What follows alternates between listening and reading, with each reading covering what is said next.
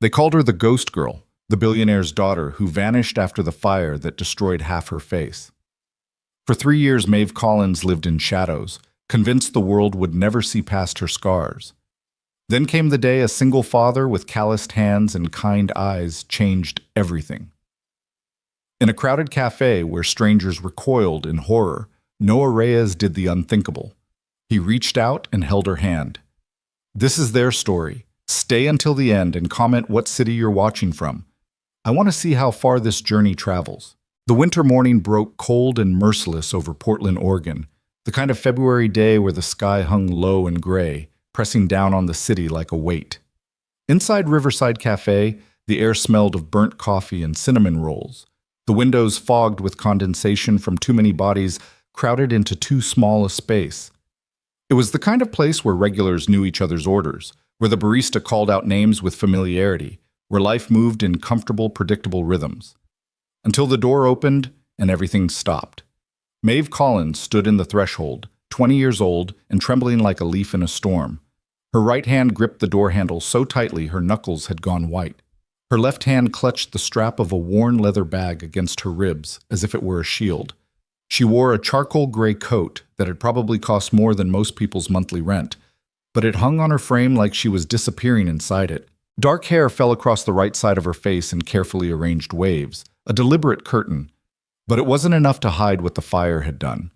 The scars started at her temple, spreading down across her cheek like twisted tree roots, pulling the corner of her eye slightly downward, distorting the line of her jaw. The skin was mottled, shiny in places, textured in others, a landscape of survival etched permanently into flesh. 3 years ago, the flames had taken more than her appearance. They'd taken her voice, her confidence, her belief that she belonged anywhere people could see her. The cafe's warmth hit her face, and with it came the stares. A woman in yoga pants stopped mid-sentence, her mouth forming a small O of shock. 2 college students at a corner table looked up from their laptops, then quickly away, then back again with morbid curiosity they couldn't quite suppress. A businessman in a pressed suit actually took a step backward, his morning newspaper crinkling in suddenly tense fingers. A toddler in a high chair pointed, and her mother's hand shot out to redirect the gesture, pulling her daughter's arm down with a whispered, harsh, "Don't." Maeve felt it all, every glance like a physical touch, every whisper like a needle under her skin. Her therapist's voice echoed in her head. You have to start somewhere. One small step, one public place. You can't hide forever. But Dr. Harrison didn't understand. She couldn't understand. She had smooth, unblemished skin and could walk into a cafe without becoming the center of a horror show. I can't do this, Maeve whispered to herself, the words barely audible. Her hand released the door handle, ready to flee back to the safety of her car, back to the isolation of her father's estate, where mirrors were covered and visitors were carefully screened. That's when she heard the chair scrape against hardwood floor. Across the cafe, past the cluster of shocked faces and suspended conversations, a man stood up. He wasn't tall, maybe 5'10", with shoulders that spoke of manual labor and a posture that suggested bone-deep exhaustion. His work shirt was navy blue, with an oil stain on the left sleeve and a name patch that read Noah in faded red thread. His jeans were worn at the knees, his boots were scuffed. He looked like someone who worked with his hands, who knew what it meant to be tired, who understood that life could grind you down until you were just trying to survive one more day. Noah Reyes didn't look away. While everyone else in that cafe had flinched or stared or pretended not to see, he simply looked at Maeve with dark eyes that held something she hadn't seen in years. Not pity, not shock, not revulsion. Just recognition. As if he saw a person, not a tragedy. And then he started walking toward her. The cafe seemed to hold its collective breath. Someone's phone clattered onto a table. The espresso machine stopped hissing. Even the indie folk music playing through the speakers seemed to fade into background static. Maeve's first instinct was to run. Her second was to pull her hair further across her face. Her third was to simply freeze, which is what she did, rooted to the spot like a deer in headlights as this stranger crossed the room with steady, unhurried steps. "Hey," Noah said when he reached her, his voice low and rough around the edges, like someone who didn't waste words. "You're looking for a place to sit?" Maeve couldn't speak. Her throat had closed up completely. She managed a tiny nod, barely perceptible. "There's a good table by the window," Noah continued, as casual as if they were old friends, as if half the cafe wasn't watching this interaction with fascinated horror. "I was just leaving, but it's got the best light this time of morning. Gets warm without being too hot. Good spot." He extended his hand, calloused palm up, fingers relaxed, no pressure, just an offering. Maeve stared at that hand like it was a foreign object. When was the last time someone had voluntarily touched her? Her father's grip on her shoulder at the hospital, mechanical and distant. Dr. Harrison's professional handshakes. The nurse who changed her bandages.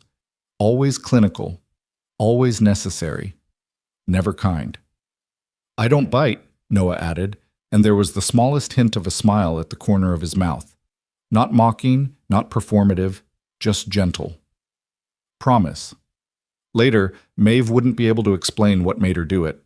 Maybe it was the exhaustion of 3 years spent hiding. Maybe it was the quiet steadiness in this stranger's eyes. Maybe it was simply that she was so tired of being afraid. She lifted her trembling left hand and placed it in his. Noah's fingers closed around hers. Warm, solid, real. Not too tight, not pulling away, just holding on. "There you go," he said softly. "That's the hard part done." He turned, still holding her hand, and began walking toward the window table he'd indicated. The crowd parted like water, people moving their chairs back, creating a path. Maeve followed, her legs moving mechanically, her entire world narrowed to the feeling of his hand around hers and the sound of her own heartbeat thundering in her ears. When they reached the table, Noah pulled out a chair for her, an old-fashioned gesture that would have seemed ridiculous from anyone else, but from him felt simply decent. Maeve sank into it, her legs finally giving out. "Coffee or tea?" Noah asked, still standing. I can't." Maeve's voice cracked, barely above a whisper. "You can," Noah said matter-of-factly. "You just did. Hardest thing in the world is walking through that door. Everything else is easy by comparison. So, coffee or tea?" "Tea," Maeve managed. "Chamomile, if they have it." "They do." "Honey?" She nodded. "Be right back." Noah walked to the counter, leaving Maeve alone at the table. Slowly, gradually, the cafe began to resume its normal rhythm. Conversations picked back up, though they were quieter now, more subdued. People still glanced her way, but the initial shock had passed. They returned to their phones, their newspapers, their own concerns. Maeve sat very still, her hands clasped in her lap, trying to process what had just happened. A stranger had seen her at her most vulnerable and hadn't looked away, hadn't treated her like a tragedy or a spectacle, had simply helped. She turned her head slightly, watching Noah at the counter. He was talking to the barista, a young woman with purple hair and multiple ear piercings who kept glancing past him toward Maeve. Noah said something that made the barista look up at him instead, her expression shifting from curiosity to something softer. When he returned, he carried 2 cups, the tea for Maeve and what looked like black coffee for himself.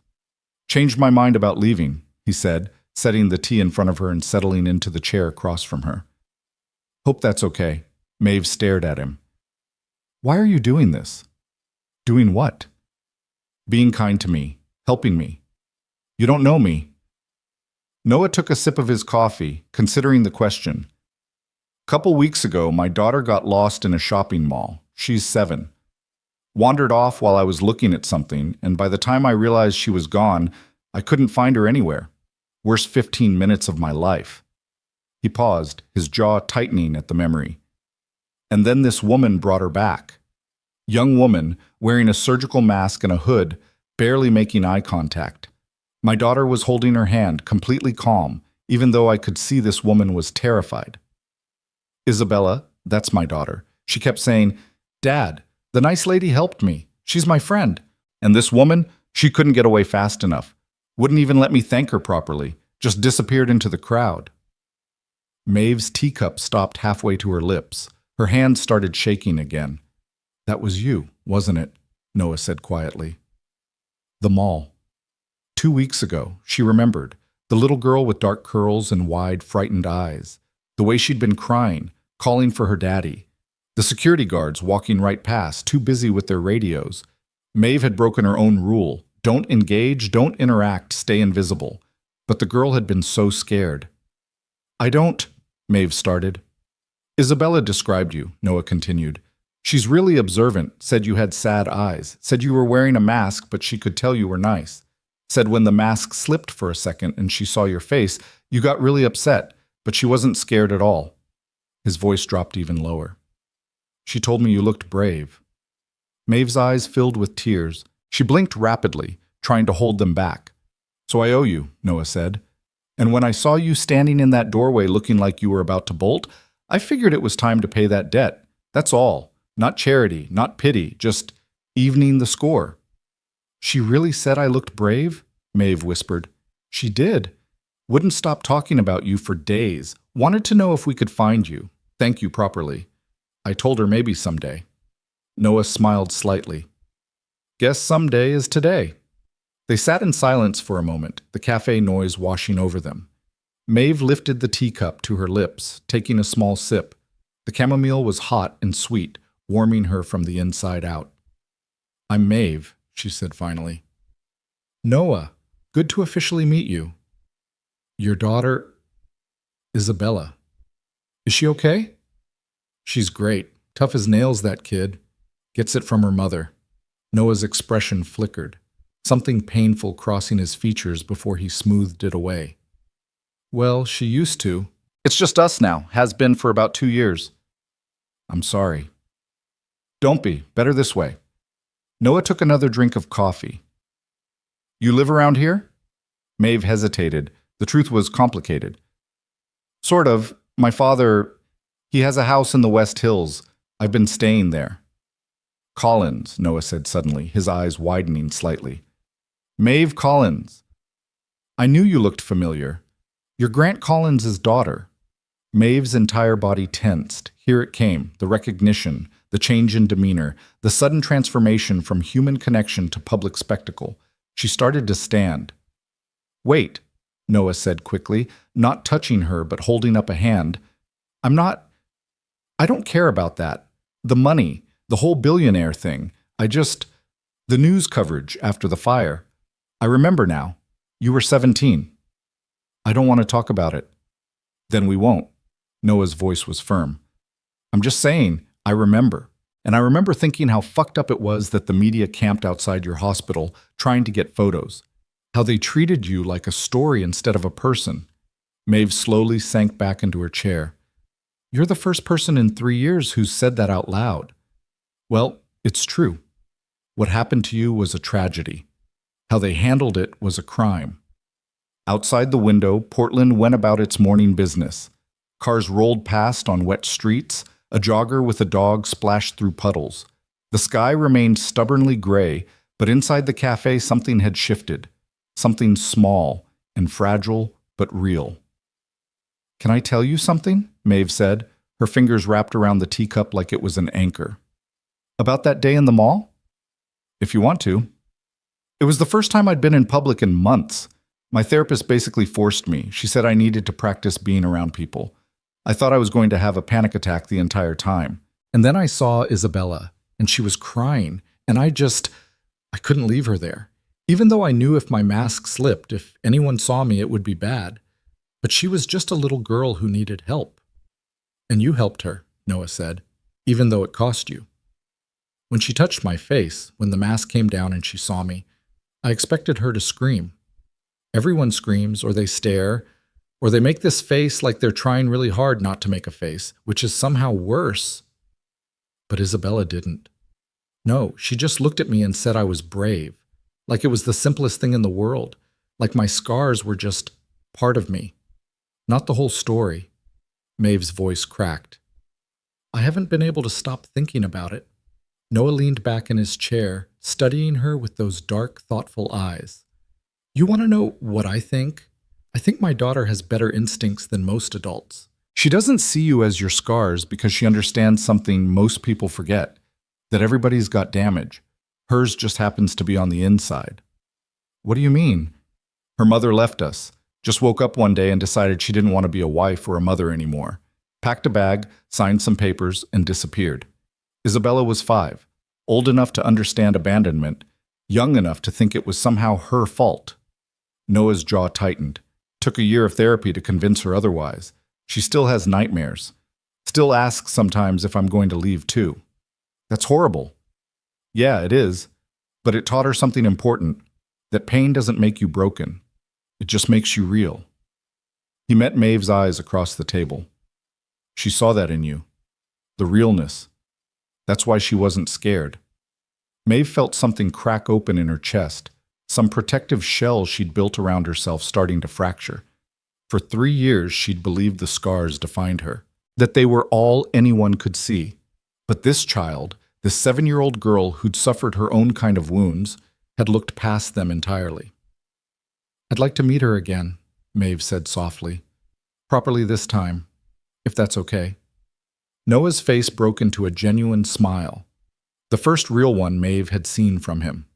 It transformed his entire appearance, made him look younger, less worn down. She would love that. Fair warning, though, she'll probably talk your ear off. Kid doesn't have a shy bone in her body. I don't mind. They talked for another hour. Noah told her about his work at Reyes Auto Repair, the shop he'd inherited from his uncle. How he worked 70-hour weeks trying to keep it afloat while raising Isabella alone. How his daughter wanted to be a veterinarian or astronaut or possibly both, and he was determined to make sure she had every opportunity to chase those dreams, even if it meant he never slept.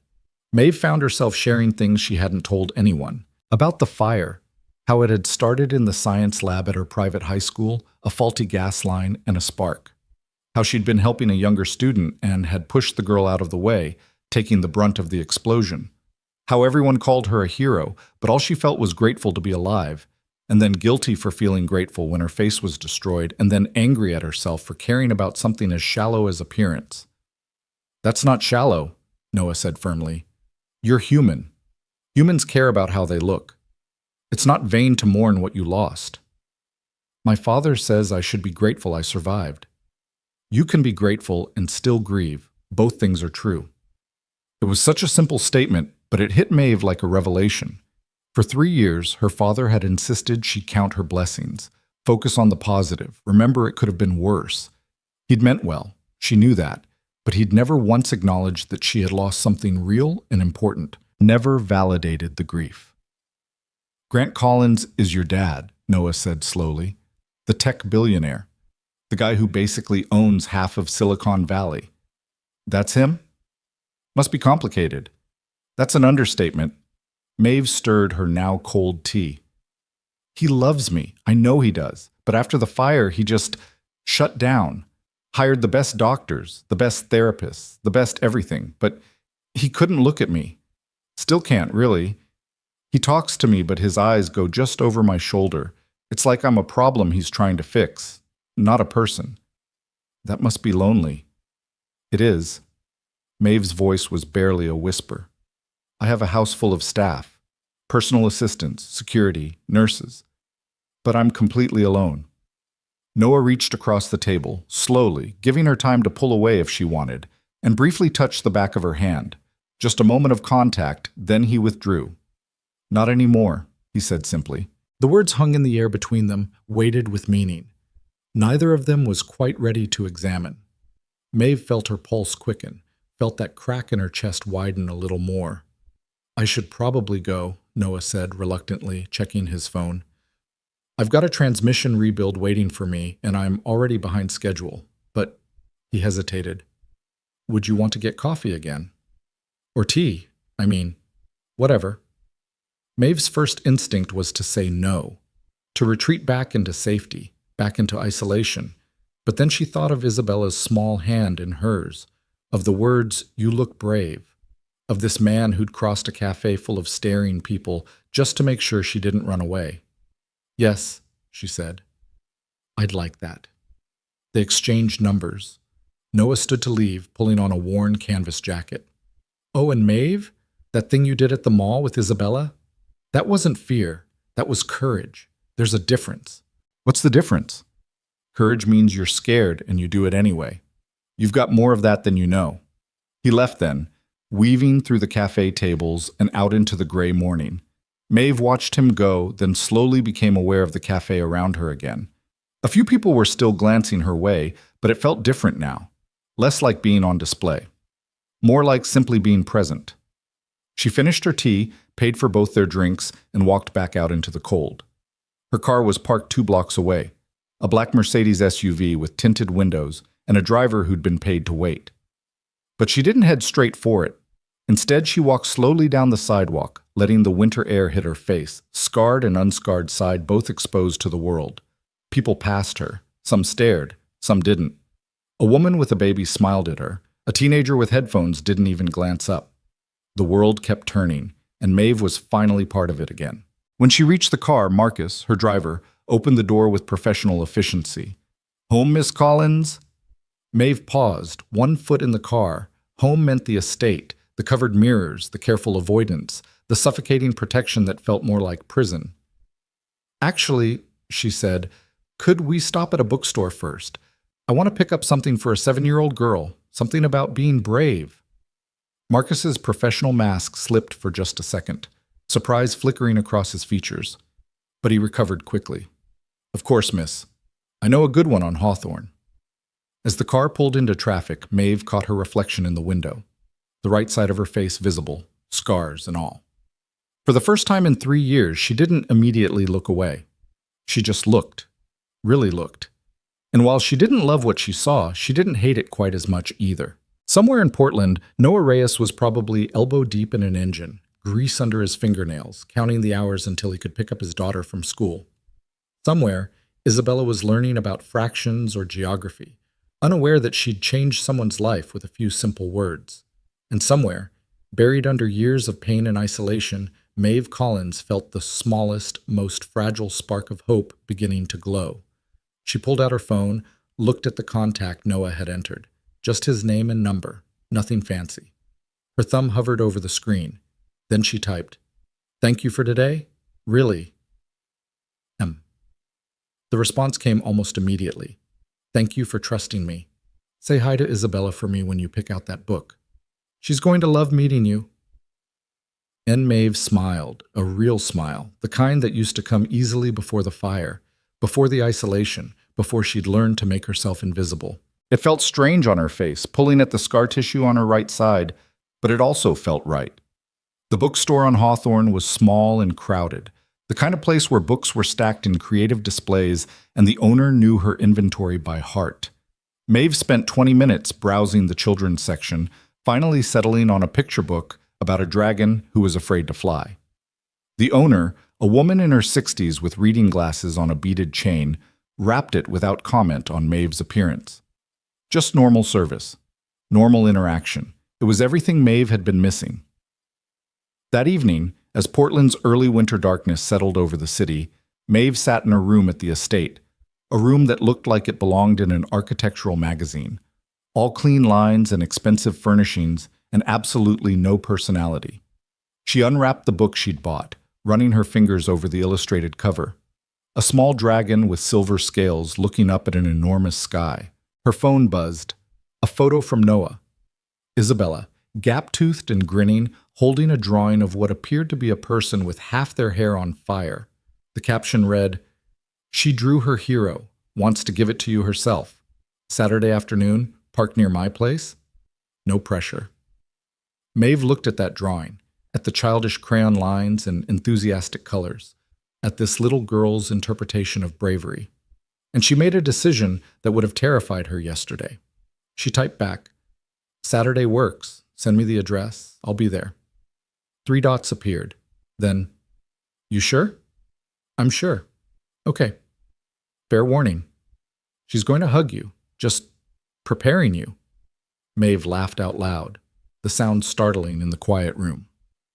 When was the last time she'd laughed? Really laughed? "I think I can handle it," she wrote back. That night, for the first time in 3 years, Maeve Collins slept without nightmares. She dreamed, instead of coffee shops and kind eyes, of small hands and brave dragons, of a world where scars were just part of the story, not the ending. Across town, in a cramped apartment above a liquor store, Noah Reyes tucked his daughter into bed and listened to her excited chatter about the weekend, about meeting her hero, about all the questions she wanted to ask. When Isabella finally drifted off to sleep, Noah sat in his living room with a beer he didn't drink, thinking about the woman in the cafe, about the courage it had taken for her to walk through that door, about the loneliness he'd seen in her eyes, a loneliness he recognized because he wore it too, every day, in the space his wife had left behind. He wasn't looking for romance, wasn't looking for anything, really, except to get through each day and give his daughter a decent life. But something about Maeve Collins had cracked through the numbness he'd been living in. Her vulnerability, maybe. Her strength hidden under all that fear, the way she'd shared her story, like she was handing him something precious and fragile. Noah pulled out his phone, looked at their text exchange. Such a small thing, such a simple connection, but it felt like the first real thing he'd experienced in 2 years. His phone buzzed. Another message from Maeve. I know this is strange and we barely know each other, but I wanted to say, today mattered. You didn't just help me into a cafe, you reminded me I'm still human, still here. Thank you doesn't cover it, but thank you anyway. Noah stared at the message for a long time. Then he typed, You did the same for me. See you Saturday. Outside, Portland's winter rain began to fall, washing the streets clean, running in rivulets down windows and pooling in gutters. The city slept. And in 2 different places, 2 people who'd forgotten what it felt like to hope began, very carefully, to remember. The cafe where it all started locked its doors, its owner wiping down counters and wondering about the strange encounter she'd witnessed that morning. The girl with the scars, the mechanic with the kind eyes, the way the whole room had held its breath waiting to see what would happen. Sometimes the owner thought, the world surprises you. Sometimes people are better than you expect. Sometimes courage looks like a trembling hand reaching out to meet a steady one. Sometimes hope walks through a door and finds exactly what it needs. She turned off the lights, locked up, and walked out into the rain, already looking forward to tomorrow, to the next chapter of whatever story was unfolding in her little cafe. Because that's the thing about hope. Once it starts, it's contagious. It spreads. It grows. And 2 people who'd been alone for so long had finally found each other. The hard part was done. Everything else was just beginning. Saturday arrived with the kind of crystalline winter sunshine that made Portland look almost magical, the rain-washed streets gleaming and the evergreens standing sharp against a pale blue sky. Maeve stood in front of her closet for 20 minutes, paralyzed by indecision. What did you wear to meet a 7-year-old in a park? Everything she owned was either too formal, designer labels her father's stylist had selected, or too deliberate in its casualness, the kind of expensive casual that screamed money.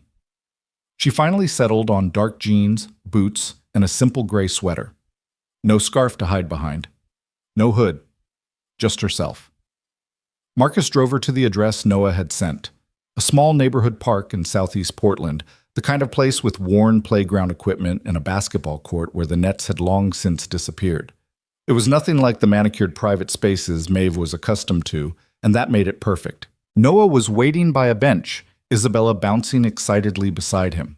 The moment Maeve stepped out of the Mercedes, the little girl took off running. Isabella, wait, Noah called, but it was too late. The girl crashed into Maeve with the full force of 7-year-old enthusiasm, small arms wrapping around Maeve's waist, face pressed against her stomach. Maeve froze, every muscle locking up. Physical contact, uninvited, unexpected. Her therapist's voice reminded her to breathe, to ground herself, to remember she was safe. I knew it was you. Isabella pulled back, her face radiant with joy. Dad showed me your picture on his phone, and I said, That's her. That's my hero lady. You came back.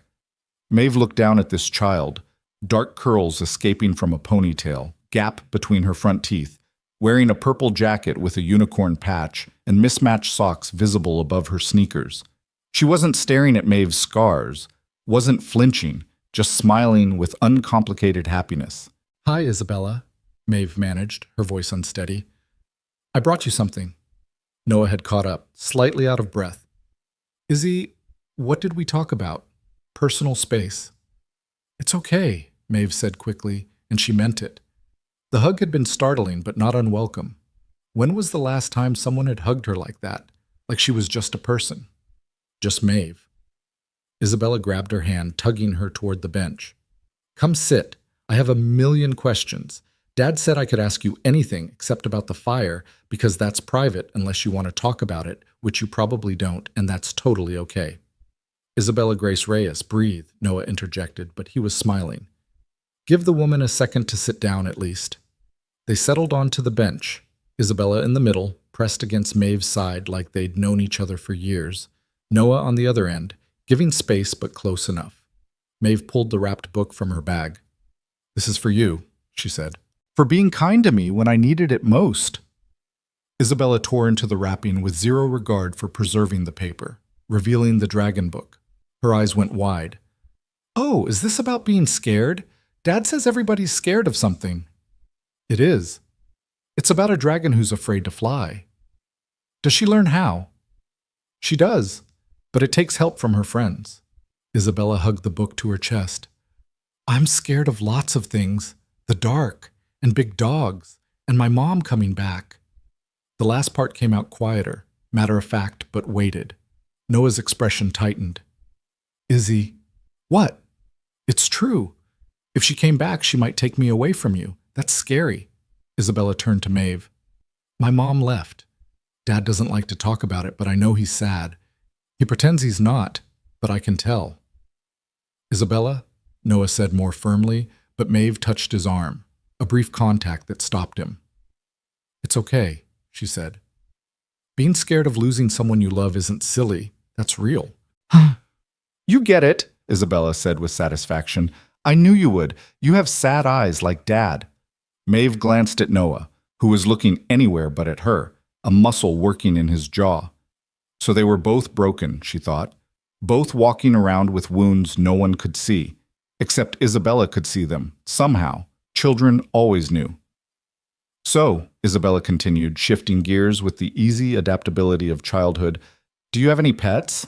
I really want a dog, but Dad says our apartment doesn't allow them. When I grow up, I'm going to have like 50 dogs. No pets, Maeve said, but I used to have a cat before the fire. His name was Hemingway. What happened to him? My father found him a new home. He thought I had enough to deal with without taking care of a pet. The memory stung. She'd loved that cat, had begged to keep him, but Grant Collins made decisions quickly and absolutely. That's sad, Isabella declared. When you're sad, you need pets more, not less. Right, Dad? Right, Noah agreed quietly, watching Maeve with those dark, thoughtful eyes. They spent the afternoon in that park. Isabella dragged Maeve to the swings, insisting she needed a push. Maeve obliged, discovering that pushing a child on a swing was both terrifying. What if she pushed too hard? What if Isabella fell? And oddly joyful. Isabella's laughter rang out across the park, pure and unself-conscious, and other families turned to look. Some stared at Maeve's scars, some didn't. It mattered less than she'd expected. Noah stood nearby, hands in his pockets, a small smile playing at his lips. When Isabella finally jumped off mid-swing, giving Maeve a heart attack, and ran to the slide, he moved closer. She likes you, he said. Really likes you. She was up at 6 this morning planning everything she wanted to show you. She's wonderful, Maeve said honestly. You're doing an incredible job with her. Most days I'm just trying not to screw her up too badly. I think you're doing better than just not screwing up. Noah met her eyes, and something passed between them. Recognition? Maybe. Respect. The acknowledgement of two people who understood what it meant to survive. Can I ask you something? He said. You don't have to answer. Okay. In the cafe, you said your father can't look at you. Is that why you agreed to meet us? Because we're safe? Because we're nobody? Maeve flinched at the directness of it, but Noah's expression wasn't cruel, just honest, and she was tired of dishonesty. Maybe at first, she admitted, maybe I thought it would be easier with people who didn't know me before, who didn't have expectations of who I used to be. But that's not why I came today. No? No. I came because Isabella called me brave, and I want to believe her. I came because you held my hand when everyone else turned away. I came because, for the first time in 3 years, I felt like maybe I could be someone other than Grant Collins' damaged daughter. Noah absorbed this, nodding slowly. You want to get some food? There's a taco truck 2 blocks from here. Nothing fancy, but it's good. And Isabella will literally never stop talking about you if we don't feed her soon. Low blood sugar makes her chatty. I'm already chatty, Isabella yelled from the top of the slide. I heard that. Maeve laughed. Actually laughed. Tacos sound perfect. The taco truck was exactly as advertised. Nothing fancy, just good food served from a converted panel van with hand-painted signs. They ordered at the window, Noah insisting on paying despite Maeve's protests, and found a picnic table nearby. Isabella kept up a constant stream of conversation, asking Maeve about everything from her favorite color to whether she believed in aliens to if she thought unicorns were real or just horses with weird head injuries. Izzy, let the woman eat, Noah said, but he was grinning. It's fine, Maeve assured him. Purple. Yes, and definitely real. See? She gets me. Isabella took a massive bite of her taco, managing to get salsa on her nose. Maeve watched them together, the easy rhythm of father and daughter, the way Noah automatically handed Isabella a napkin before she even had to ask, the way Isabella leaned against his shoulder between bites. This was what family looked like. Not the sterile, managed environment of the Collins estate. Not the careful distance her father maintained. Just love, messy and imperfect and real. Your turn, Isabella said suddenly. Ask me questions. Okay, Maeve thought for a moment. What do you want to be when you grow up? That's easy. A scientist or a teacher, or maybe I'll run an animal shelter. Dad says I can be anything. He's right. What did you want to be before? Isabella trailed off, suddenly uncertain. Before the fire? Maeve finished gently. It's okay to say it. I wanted to be a doctor. Pediatrics specifically. I liked the idea of helping kids. You still could, Isabella said with the absolute certainty of childhood. Maybe. But they both knew it was unlikely. 3 years out of school. A visible difference that would make patients and parents uncomfortable. A father who wanted her safe and hidden. The dream felt like it belonged to someone else. Noah's phone buzzed. He glanced at it and his expression darkened. Damn it! What's wrong? Maeve asked. Emergency at the shop, transmission. I've been rebuilding, just blew a seal. It's for a customer who needs their truck back tonight. He looked torn, glancing between Isabella and his phone. Go, Maeve said immediately. I'll stay with Isabella. I can't ask you to do that. You're not asking, I'm offering. Dad, please, Isabella chimed in. I want to stay with Maeve. We barely got to talk yet. Noah hesitated, clearly wrestling with the decision. Are you sure? It might be a couple hours. I'm sure. And she was.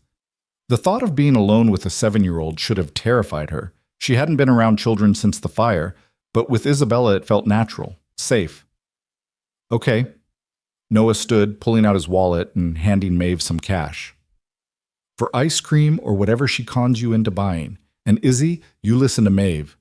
Understand? She's in charge. Got it, Dad. Isabella was already bouncing with excitement. Noah leaned down, kissed the top of his daughter's head, then looked at Maeve. Thank you. Really, I owe you. We're even, Maeve said softly. Remember? He held her gaze for a moment longer, then hurried off toward where his truck, a beat-up Ford that had definitely seen better days, was parked. They watched him drive away, and then it was just the two of them. So, Isabella said, grinning, want to get ice cream and then go to the bookstore? There's one close that has a kids section with beanbags and everything. Absolutely. The ice cream shop was small and local, the kind of place with flavors like Marionberry cheesecake and salt and straw. Isabella got something bright blue that Maeve suspected would stain her tongue for days. Maeve chose vanilla, playing it safe. They sat outside despite the cold, Isabella swinging her legs and chattering between licks. Can I ask you something? Isabella said, suddenly serious. Sure. Does it hurt? Your face? Maeve should have expected the question. Children were curious, honest. Not anymore. It did at first. For a long time, actually, but now it's just there. Do people stare a lot? Yes. That must be annoying. It is. Maeve smiled despite herself. Very annoying. I think you're pretty, Isabella said matter-of-factly. Different pretty, maybe, but still pretty. Like a character in a book who's been through adventures. Maeve felt her throat tighten.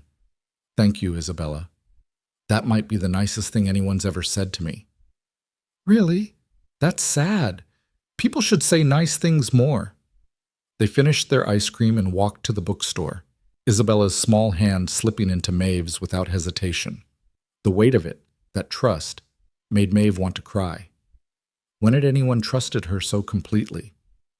The bookstore was exactly as Isabella had described, a wonderland of books with a dedicated children's section featuring bean bags and a reading nook. Isabella immediately started pulling books off shelves, showing Maeve her favorites, reading passages aloud in animated voices. Maeve sank into a beanbag and just watched, marveling at this child's complete lack of self-consciousness. Isabella existed in the world without fear, without worrying what others thought. When had Maeve lost that ability? You're doing it again, Isabella said, looking up from a book about space. Doing what? Looking sad. With your eyes. Sorry. Don't be sorry. I'm just saying you don't have to be sad here. It's a bookstore. Bookstores are happy places. You're right, Maeve agreed. What are you reading? Isabella launched into an explanation of black holes and event horizons that was surprisingly sophisticated for a 7-year-old. Clearly, Noah was raising a smart kid.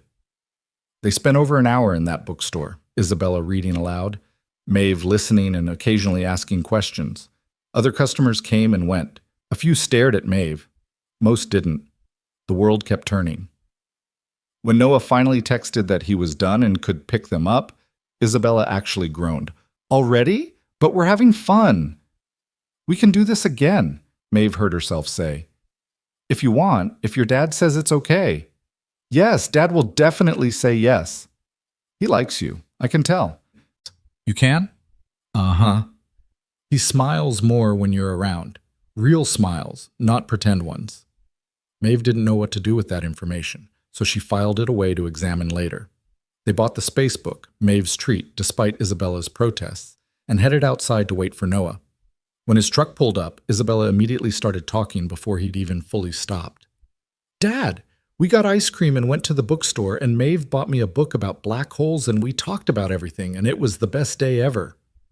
Noah climbed out, looking exhausted but amused. Sounds like you had fun. The most fun. Can Maeve come over for dinner, please?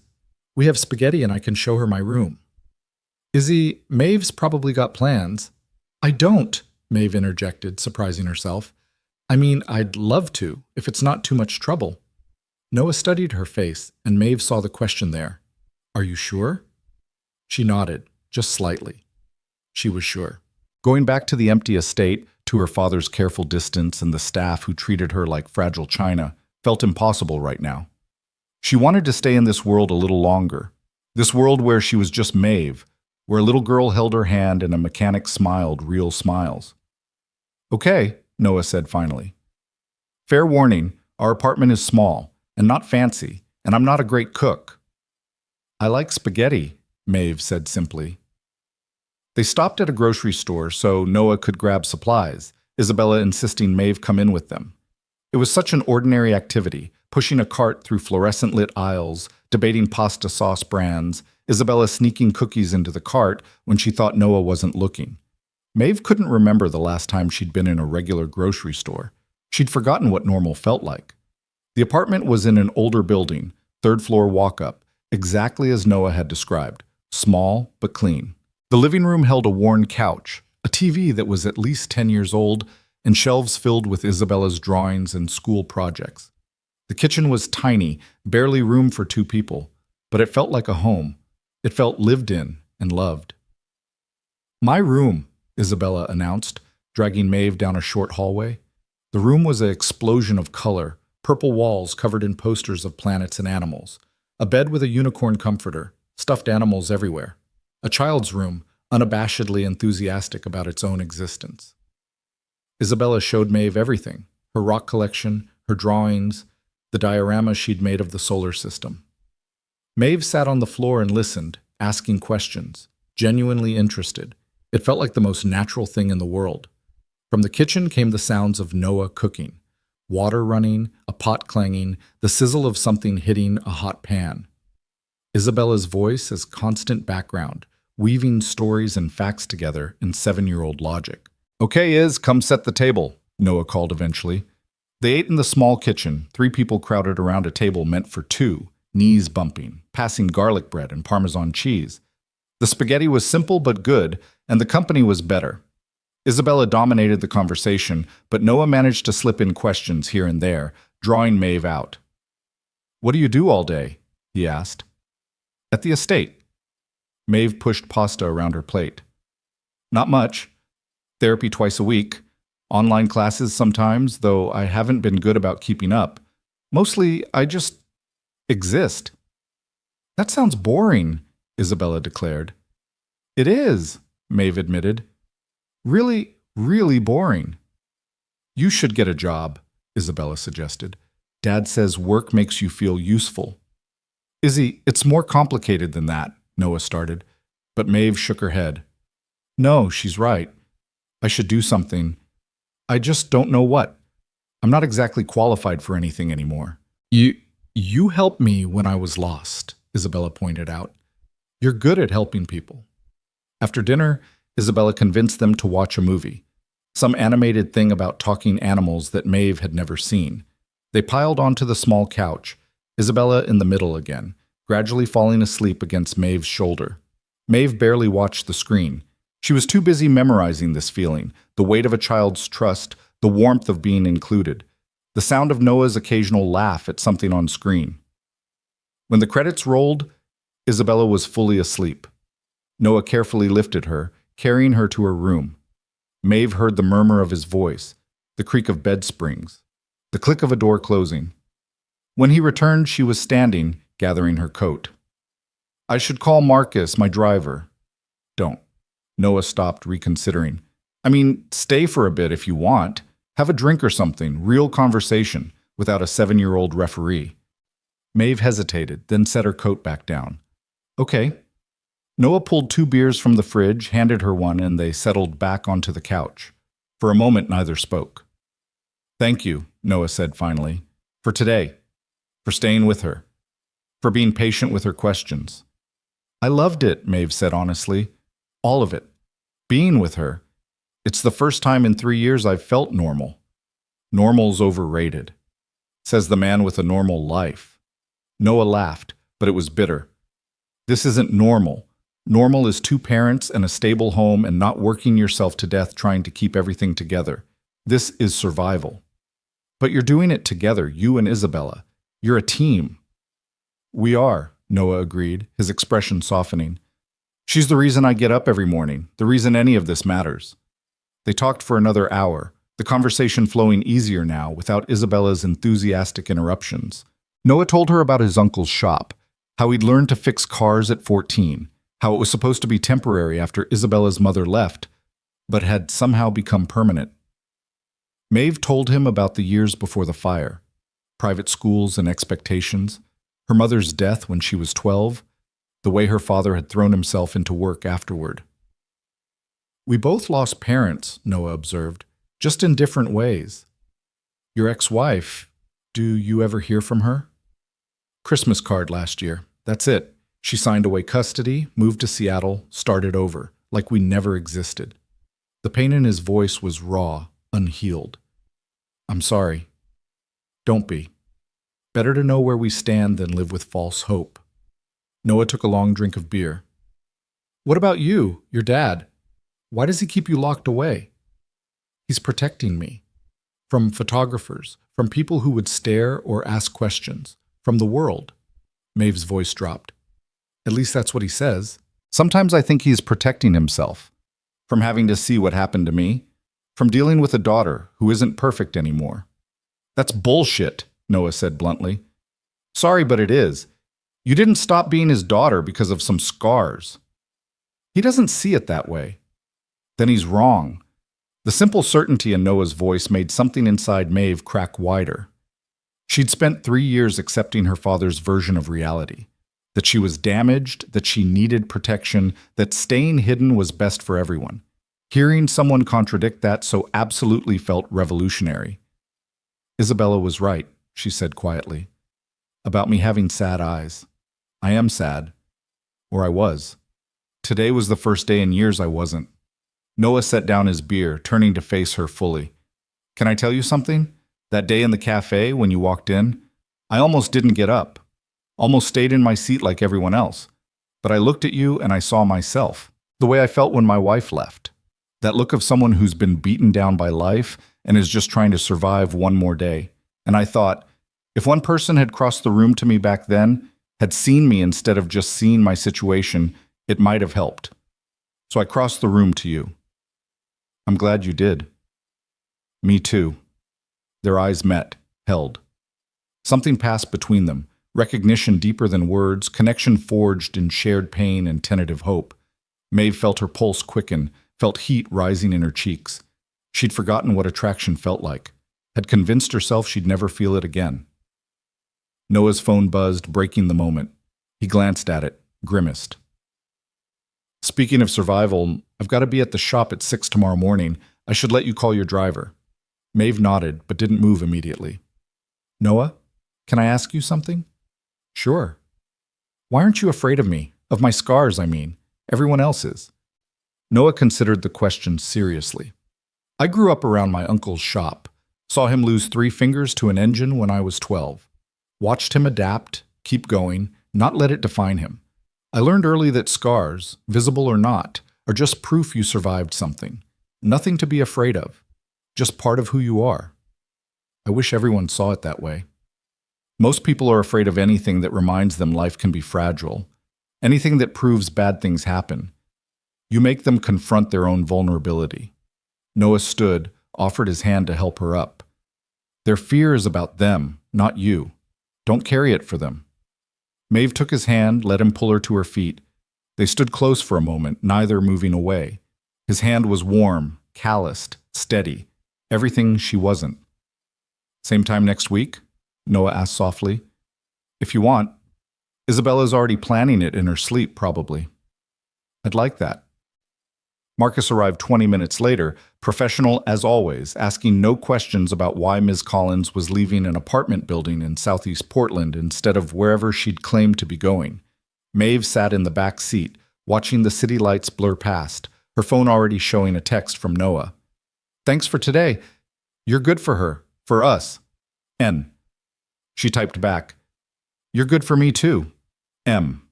At the estate, the house was dark except for the security lights and the soft glow from her father's study. Grant Collins was still working, as always. Maeve paused outside his door, hand raised to knock. She wanted to tell him about her day, about Isabella and Noah, about feeling human again. But through the door's gap, she could see him at his desk, phone pressed to his ear, talking business even at 10 p.m. on a Saturday. And she knew. He wouldn't understand, wouldn't approve, would probably assign more security, more restrictions, more protection that felt like prison. So she went to her room instead, changed for bed, and lay in the dark thinking about calloused hands and gap-toothed smiles and the way it felt to be part of something real. Her phone buzzed one more time, a photo from Noah.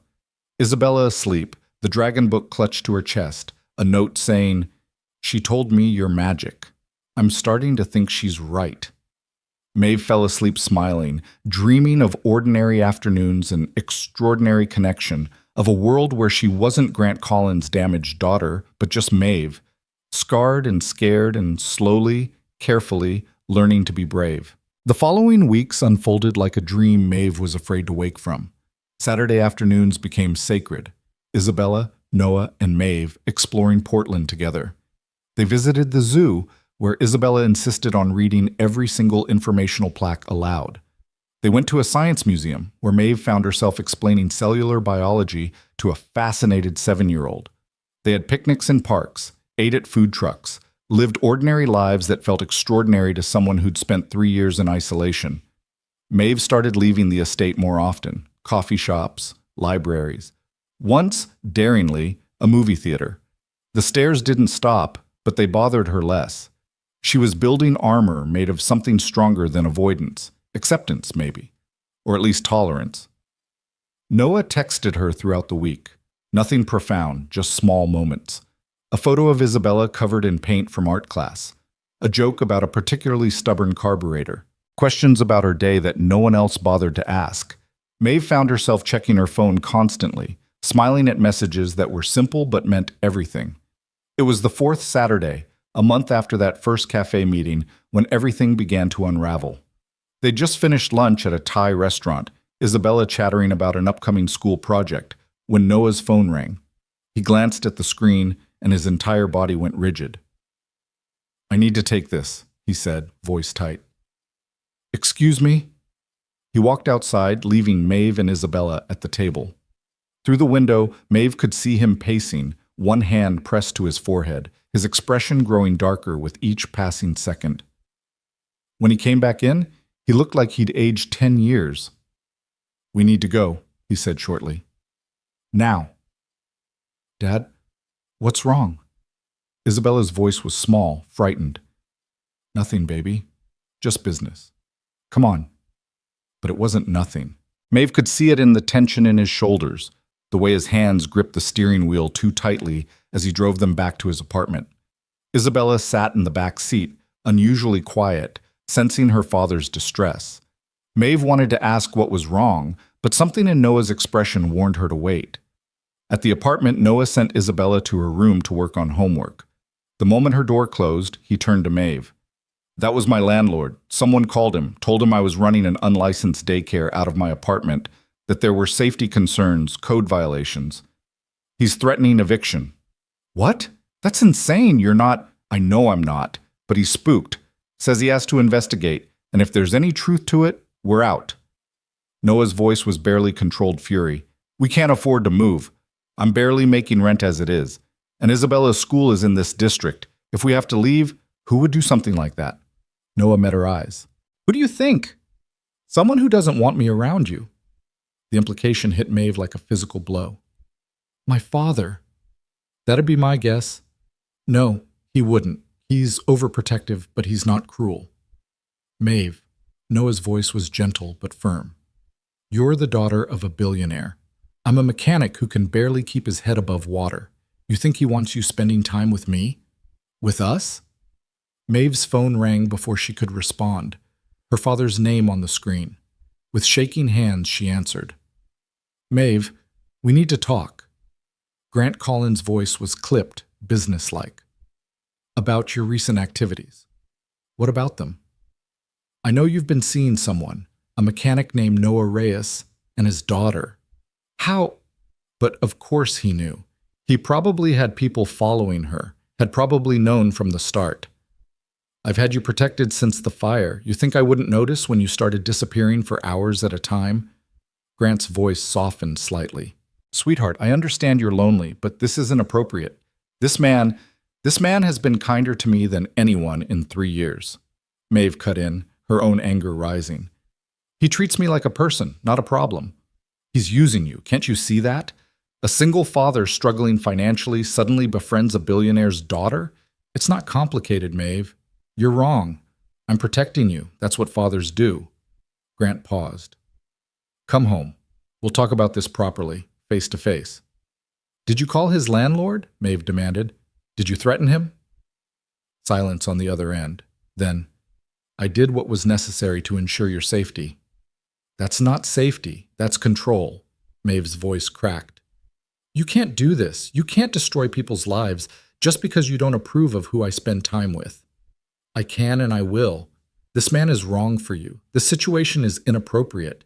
If you don't end this association voluntarily, I'll take further measures." "What measures?" "His auto shop. I've looked into it. It's barely solvent. One lawsuit, one inspection that finds violations, and it's done. Gone. Is that what you want? For him and his daughter to suffer because you're lonely?" Maeve felt sick. "You wouldn't. Test me." Grant's voice was iron.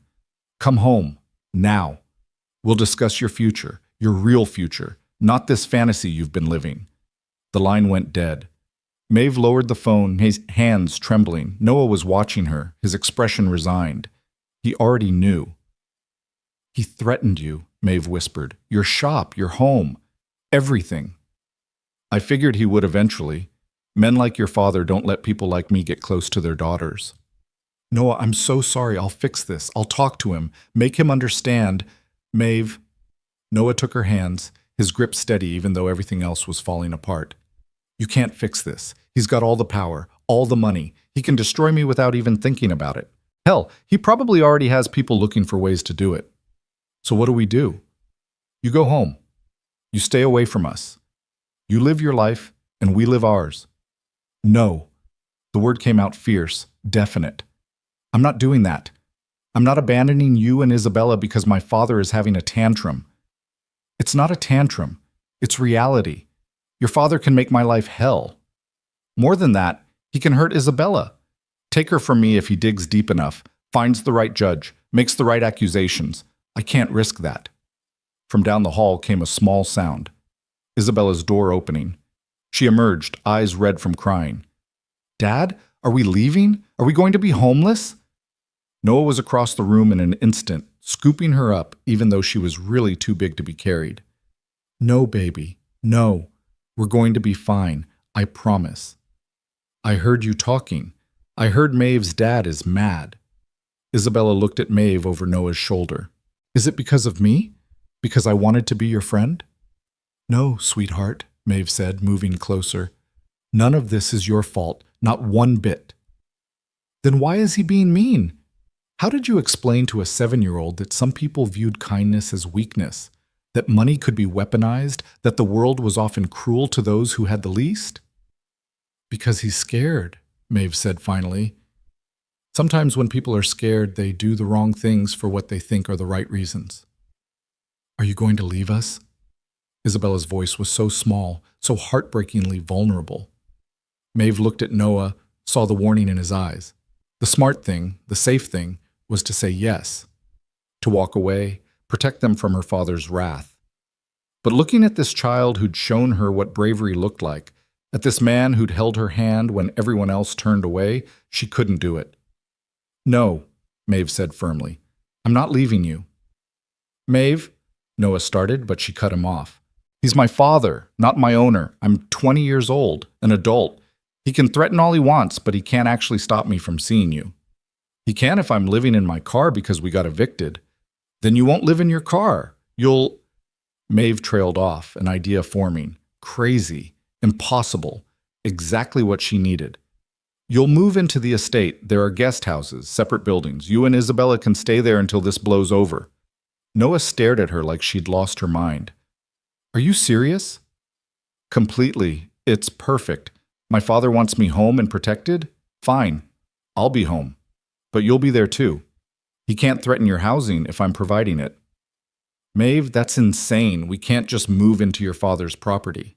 Why not? There's room. The West Guest House has been empty for 2 years. 2 bedrooms, full kitchen, totally separate from the main house. Isabella could have her own room, a yard to play in. We can't afford... I'm not asking you to pay. I'm offering help, the way you helped me. Maeve crouched down so she was eye level with Isabella, still in Noah's arms. What do you think? Want to live somewhere with a big yard? Maybe room for that dog you've been wanting? Isabella's eyes went wide. A dog? We are not getting a dog, Noah said automatically, but Maeve could see him wavering. Just think about it. It solves the immediate problem, buys us time to figure out the rest. The rest. The enormity of what they were facing crashed over Maeve. Her father would be furious, would fight her on this. But for the first time in 3 years, she had something worth fighting for. Noah set Isabella down, ran a hand through his hair. This is crazy. Probably. Your father will lose it. Definitely. We'd be completely dependent on you. On your generosity. No, Maeve said quietly. You'd be accepting help from someone who cares about you. There's a difference. Noah looked at her for a long moment, and Maeve saw the war happening behind his eyes. Pride versus practicality. Independence versus his daughter's well-being. Finally, he nodded. Okay, temporarily, until I figure something else out. Okay. Isabella threw herself at Maeve, hugging her waist with all the strength a 7-year-old could muster. Thank you, thank you, thank you. Can we really get a dog? We'll see, Maeve said, smiling despite everything. Over Isabella's head, she met Noah's eyes. He looked grateful and terrified in equal measure. She understood. She felt the same way. The next few hours passed in a blur. Maeve called Marcus, explained they needed to move some things. If her driver was surprised by the request to help a mechanic and his daughter move into the Collins estate, he didn't show it. They packed essentials, clothes, Isabella's school things, the most important toys and books. Noah looked around his apartment with an expression that broke Maeve's heart. This was supposed to be temporary, he said quietly while Isabella was in her room gathering stuffed animals. When we moved in after the divorce, just until I got back on my feet, that was 2 years ago. You did the best you could, are doing the best you can. Is it enough, though? When one phone call from your father can tear it all down? He won't make that call. I won't let him. Noah turned to her. You really think you can stop him? I have to try. The drive to the estate was surreal. Isabella pressed her face against the Mercedes window, marveling at the increasingly large houses as they climbed into the West Hills. When they finally pulled through the gates, wrought iron, topped with security cameras, her mouth fell open. This is where you live? It's like a castle. The main house was impressive. Modern architecture, all glass and steel and clean lines, perched on a hillside with views of the city and Mount Hood beyond. But Maeve directed Marcus past it, down a curving driveway to the West Guest House. Smaller, but still substantial, a 2-bedroom cottage with its own garden and privacy from the main residence. Here, Maeve said, unlocking the door. It's been closed up, but housekeeping came through this afternoon. Everything should be ready. They stepped inside. The space was beautiful. Hardwood floors, high ceilings, a fireplace, furniture that looked expensive because it was. Isabella ran from room to room, exclaiming over everything. Noah stood in the entrance, looking like he'd landed on an alien planet. This is too much, he said. It's what I have to offer. Please, let me help you the way you helped me. Before Noah could respond, the front door opened. Grant Collins stood in the threshold, his expression thunderous. He was tall, silver-haired, wearing a suit that probably cost more than Noah's truck. Every inch the billionaire patriarch. Isabella, go explore upstairs, Noah said quickly. His daughter, sensing danger, obeyed without argument. Grant waited until she was gone, then turned his attention to Maeve. What do you think you're doing? Helping friends. These people are not your friends. They're opportunists. Mr. Collins, Noah started, his voice level despite the obvious anger. I appreciate your concern for your daughter, but I wasn't speaking to you. Grant didn't even look at him. Maeve, this is unacceptable. You will not house these strangers on my property. It's not just your property. Mom left this estate to both of us. I have just as much right to invite guests as you do. Grant's jaw tightened. That was a low blow, invoking her dead mother, but it was also true. The estate had been in her mother's family, passed to both Maeve and Grant with provisions that neither could sell without the other's consent. Your mother would not approve of this situation. Mom would want me happy. She'd want me living, not hiding. Maeve's voice shook but held firm. Noah and Isabella are staying. That's not negotiable. Everything is negotiable. Grant finally looked at Noah, his gaze cold and assessing. How much? Excuse me, Noah said. How much money will it take for you to disappear, to take your daughter and leave my daughter alone? Name a number. The silence that followed was deafening. Maeve felt her face flush with shame and rage. Noah's expression went carefully blank, the look of someone who'd been insulted before and learned to hide the hurt. I'm not for sale, Noah said quietly. Neither is my daughter's friendship with Maeve. Everyone's for sale. It's just a matter of price. Then I guess I'm the exception. Grant smiled, but it was predatory. We'll see. I've dealt with men like you before. You think you're different, principled. But when the pressure gets high enough, when I start dismantling your life piece by piece, you'll take whatever I offer and run. Dad, stop it, Maeve snapped. Just stop. Noah isn't trying to use me. He's been nothing but kind. Why can't you see that? Because I see what you can't. You're vulnerable, lonely, desperate for connection. He saw an opportunity and took it. That's not true, Maeve said, but doubt flickered in her chest. Was it? Had she been so starved for affection that she'd misread everything? Ask him, Grant said. Ask him if he would have approached you in that cafe if you weren't Grant Collins' daughter. If you were just some scarred girl with no money, no connections. Would he have crossed that room? Maeve turned to Noah, hating herself for needing to know. Noah.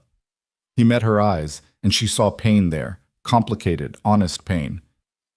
I don't know, he said finally. I'd like to think I would have, but I can't swear to it. What I can tell you is that once I got to know you, the money stopped mattering. You became Maeve, not Grant Collins' daughter, just Maeve. How convenient, Grant said. Get out, Maeve told her father. This is the guest house, my space. You're not welcome here. I'm trying to protect you. No, you're trying to control me. There's a difference, and I'm done being controlled. Grant looked at his daughter, really looked at her, and something shifted in his expression, surprise maybe. He'd never seen her stand up to him before. She'd always been obedient, compliant, broken. We're not done discussing this, he said finally. Yes, we are. Noah and Isabella are staying. You're going to leave them alone. No more threats, no more manipulation. Or I'll leave too. I'll move out, cut contact, and you can have your perfect empty house all to yourself. It was a bluff. Mostly. Maeve had nowhere else to go. But Grant didn't know that. She watched the calculation happen behind his eyes, the cost-benefit analysis of pushing further versus backing off. Fine, he said at last. They can stay, for now. But I'll be watching. And the moment I have proof this man is using you, he's gone. Understood? He didn't wait for an answer, just turned and left, the door closing with careful precision behind him. The silence he left was thick, heavy with everything unsaid. I should go, Noah said. This was a mistake. I'm making things worse between you and your father. No, Maeve said firmly. You're staying. We're figuring this out. Maeve, did you mean it, what you said? That once you got to know me, the money stopped mattering? Noah stepped closer, his dark eyes intense. Every word. When I look at you, I see someone brave, someone who survived hell and is trying to find her way back. I see someone my daughter adores, who makes her laugh, who treats her like she matters. I see someone who makes me remember what it feels like to hope. His voice dropped. The money? It's just noise. It's you I see. Just you. Maeve felt tears burning behind her eyes. My father is never going to approve of this. Of us. Whatever this is. I know. He's going to make your life difficult. I know that too. So why stay? Why not take whatever he offers and run? It would be easier. Noah reached out, brushed a strand of hair away from her scarred cheek. His touch was gentle, unafraid. Because easy isn't always right, and because walking away from you would feel like giving up on something important, something real. They stood close, the space between them charged with everything they weren't quite saying. Maeve had forgotten what this felt like. Attraction, possibility, hope. It terrified her. After the fire, she'd accepted that romance was over, that no one would want someone who looked like her. But Noah was looking at her like she was beautiful, like her scars were just part of her, not the whole story. Dad? Isabella's voice floated down from upstairs. Can I pick which room is mine? The moment broke. Noah stepped back, cleared his throat. Yeah, baby, pick whichever one you want. Isabella thundered down the stairs, grabbed Noah's hand. Come see. There's a window seat, and the bathroom has a bathtub big enough for 1,000,000 bubbles. Noah let himself be dragged away, glancing back at Maeve with an expression she couldn't quite read. Gratitude, definitely. But something else too, something that made her heart race. She helped them unpack, showed Isabella where everything was, explained how to work the complicated coffee maker in the kitchen. Normal domestic activities that felt surreal in this setting. By the time everything was settled, it was late. Isabella was falling asleep on the couch, exhausted from the day's emotional roller coaster. I should go, Maeve said. Let you both get some rest. Maeve, Noah walked her to the door. Thank you for all of this. I know what it cost you, with your father. It's not over. You heard him. He's not going to let this go. I know. We'll deal with it. Together. That word, together, felt like a promise, dangerous and wonderful in equal measure. Maeve walked back to the main house, exhausted and exhilarated and terrified. Her father was waiting in his study, exactly as she'd expected. She could see him through the window, sitting at his desk, staring at nothing. She could walk in, try to explain, make peace, or she could go to her room, stand her ground, choose herself for once. She chose herself. In bed that night, her phone buzzed. A photo from Noah. Isabella asleep in her new room, the dragon book on her nightstand, a stuffed unicorn clutched to her chest. The caption read, "She says this place has good dreams. Hope she's right. Thank you for believing in us." Maeve typed back, "Thank you for believing in me first. Sleep well. Sleep." She stared at the ceiling, processing everything that had happened. In the span of hours, she'd defied her father, opened her home to near strangers, drawn a line in the sand about her own life. It should have felt reckless. Instead, it felt right. Outside her window, in the guest house, lights gradually turned off. Noah and Isabella settling into their new temporary home. Temporary, they'd agreed. But Maeve was already hoping for something more permanent, something real. Her phone buzzed again. This time, a text from an unknown number. "This is not over. Your father made a mistake threatening me. Now he'll see what happens when you push back." Anonymous. Maeve's blood ran cold. She screenshot the message, sent it to Noah. His response came immediately. "Don't worry, probably just talk. Get some sleep. We'll handle whatever comes. Promise." But Maeve couldn't sleep. She lay awake, listening to the house settle, wondering what she'd set in motion. Wondering if defying her father had been brave or stupid. Wondering if Noah was right, if they could handle whatever came next. In the morning, she'd find out. The next few days existed in strange tension. Noah went to work as usual, though he drove a bit faster, looked over his shoulder more often. Maeve accompanied him once, watching him transform in the shop, confident, capable, in his element. She liked seeing him that way, liked seeing who he was when he wasn't worried about his daughter or struggling to survive. Isabella started at a new school, closer to the estate, better funded, with smaller class sizes. Noah fought Maeve on the tuition, but she'd already paid it, presenting it as a done deal. He'd looked angry and grateful simultaneously, finally muttering, "We're keeping track, I'm paying you back." "Consider it rent," Maeve had said, though they both knew he wasn't paying rent either. Grant Collins watched it all from his study, making calls, having quiet conversations with people Maeve couldn't identify. She'd catch glimpses of him, on the phone late at night, papers spread across his desk, that calculating expression she'd learned to dread. He was planning something, she just didn't know what. On Thursday, she found out. She'd just picked up Isabella from school, another new routine she'd fallen into easily, when her phone exploded with notifications. News alerts, social media mentions, her name trending. With shaking hands, she opened the first article. The headline made her stomach drop. "Billionaire's scarred daughter in secret relationship with struggling mechanic, gold digger or true love." The photo accompanying it was grainy but unmistakable. Maeve and Noah at the park, his hand on her shoulder, both of them smiling. Another showed them entering the Thai restaurant. A third captured them at his apartment building. "What's wrong?" Isabella asked from the back seat. "You look scared." Maeve forced her voice steady. "Nothing, sweetie, just work stuff." But it wasn't nothing. She scrolled through article after article, each more invasive than the last. They dug into Noah's background, the divorce, the financial struggles, the barely solvent shop. They'd found Isabella's school records, published speculation about Noah using his daughter to get close to Maeve. The comments were vicious, calling Noah everything from opportunistic to predatory.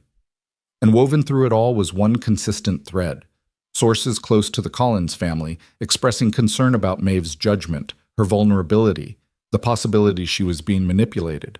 Her father. This had Grant Collins' fingerprints all over it. Maeve's phone rang, Noah's name. She answered. "Are you seeing this?" His voice was tight with barely controlled fury. "Yes. They're at the shop. Photographers, reporters. I had to close early because customers couldn't get through the crowd. And someone called Child Protective Services. Anonymous report claiming Isabella is being used for financial gain. They're sending someone to investigate." Oh my God. Noah, I'm so sorry. This is your father, isn't it? This is what he meant by pressure. I think so. Yes. He leaked our information to the press, put a target on us. On my daughter. Noah's voice cracked. She's 7 years old, Maeve. She doesn't deserve this. I know. I'll fix it. I'll make him stop.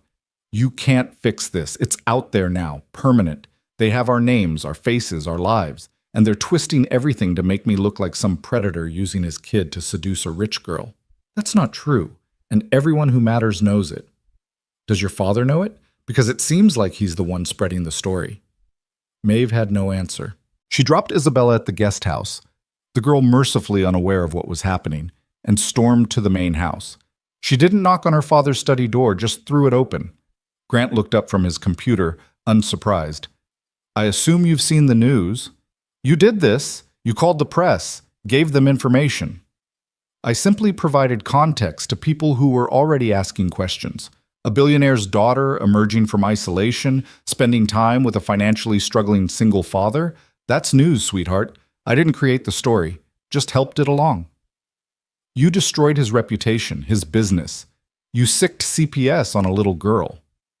I protected you from a man who was clearly using you. He wasn't using me, Maeve was shouting now, all control gone. He was being kind. He was my friend. And you couldn't stand that I found someone who saw me as more than a problem to solve. Grant stood, came around his desk. I see you as my daughter, my responsibility. You see me as damaged goods you need to hide away. That's not true, isn't it? When was the last time you actually looked at me? At my face? My scars? You can't even make eye contact anymore. Grant flinched, and Maeve knew she'd hit truth. The scars don't matter. They do to you. They've mattered since the day of the fire. I stopped being Maeve and became a problem. Something to protect and hide and manage from a distance. I lost your mother, Grant said, his voice suddenly raw. I couldn't lose you too. When that fire happened, when I saw you in that hospital bed, he broke off, turning away. I couldn't look because if I looked, I'd have to accept how close I came to losing you. It was easier to focus on solutions, doctors, therapy, security. But I needed you, not solutions. You. I know. Grant's shoulders sagged. I know I failed you, but that doesn't mean this man is right for you. He can't protect you, can't provide for you. I don't need him to. I need him to see me, and he does. He and Isabella both do. They make me feel human again. At what cost? Your reputation? Your safety? My reputation was already destroyed 3 years ago when every news outlet in the country ran photos of my burned face. And as for safety, I've been safe for 3 years, safe and miserable and alone. Maybe it's time to be unsafe and happy instead.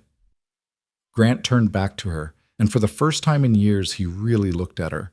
His eyes traveled across her scarred cheek, the distorted features, the evidence of trauma that would never fully heal. Maeve forced herself not to look away. I see you, he said quietly. I always have. And you're still beautiful. Still my daughter. Then act like it. Call off the press. Fix what you broke. I can't unring that bell. The story is out. But you can issue a statement. Say you support my friendship with Noah, that the reports were exaggerated. Use your influence the way you used it to destroy him, only this time to help.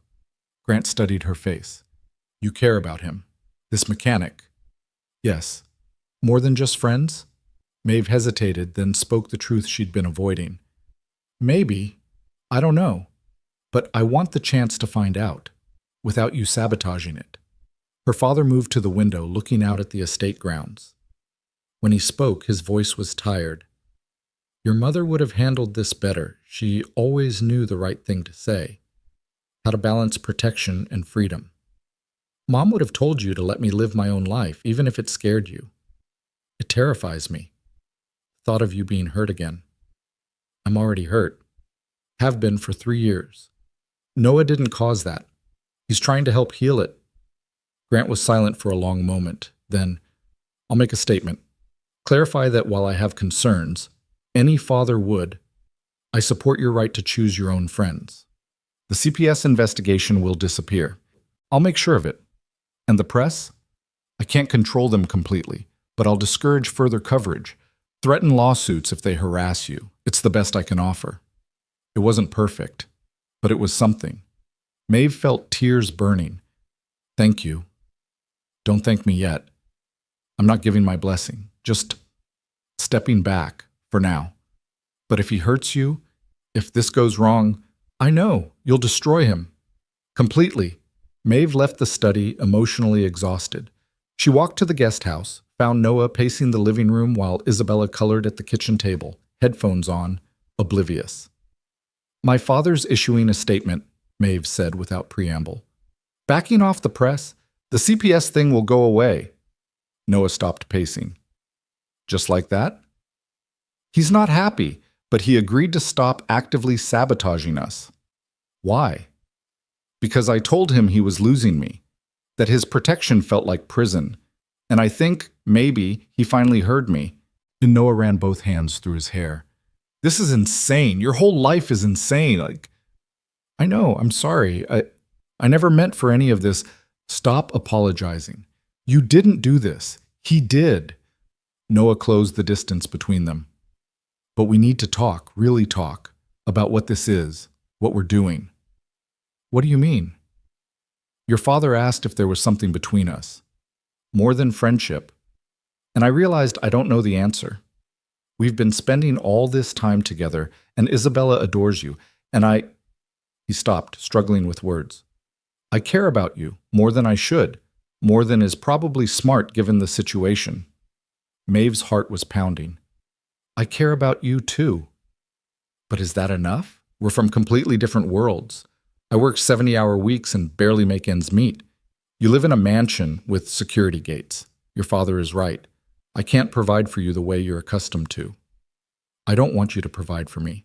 I want you to be honest with me. To see me. You already do that. Everything else is just logistics. Logistics that include a billionaire father who wants me gone and a media circus that will follow us everywhere. So we deal with it. Together. Noah looked at her, really looked at her, the way her father finally had. You're sure? Because once we cross this line, there's no going back. People will talk. Your father will make things difficult. And I come with baggage, a daughter, financial stress, an ex-wife who might show up someday. I have baggage too, Maeve reminded him. Scars, trauma, 3 years of isolation that left me barely functional in social situations. A father with control issues. Take your pick. Despite everything, Noah smiled. We're quite a pair. We are. He reached out, cupped her scarred cheek with his calloused hand. The gesture was tender, unafraid, and Maeve leaned into it like a flower toward sunlight. I'm going to kiss you now, Noah said quietly. If that's okay. Maeve nodded, unable to speak. The kiss was gentle, cautious, both of them aware of how fragile this moment was. His lips were warm against hers, his hand steady on her face. It lasted just seconds, but when they pulled apart, Maeve felt fundamentally changed. Someone had kissed her, had wanted to kiss her, had looked at her scars and seen past them to the person beneath. Ew! Isabella's voice broke the moment. She'd taken off her headphones and was watching them with theatrical disgust. You kissed!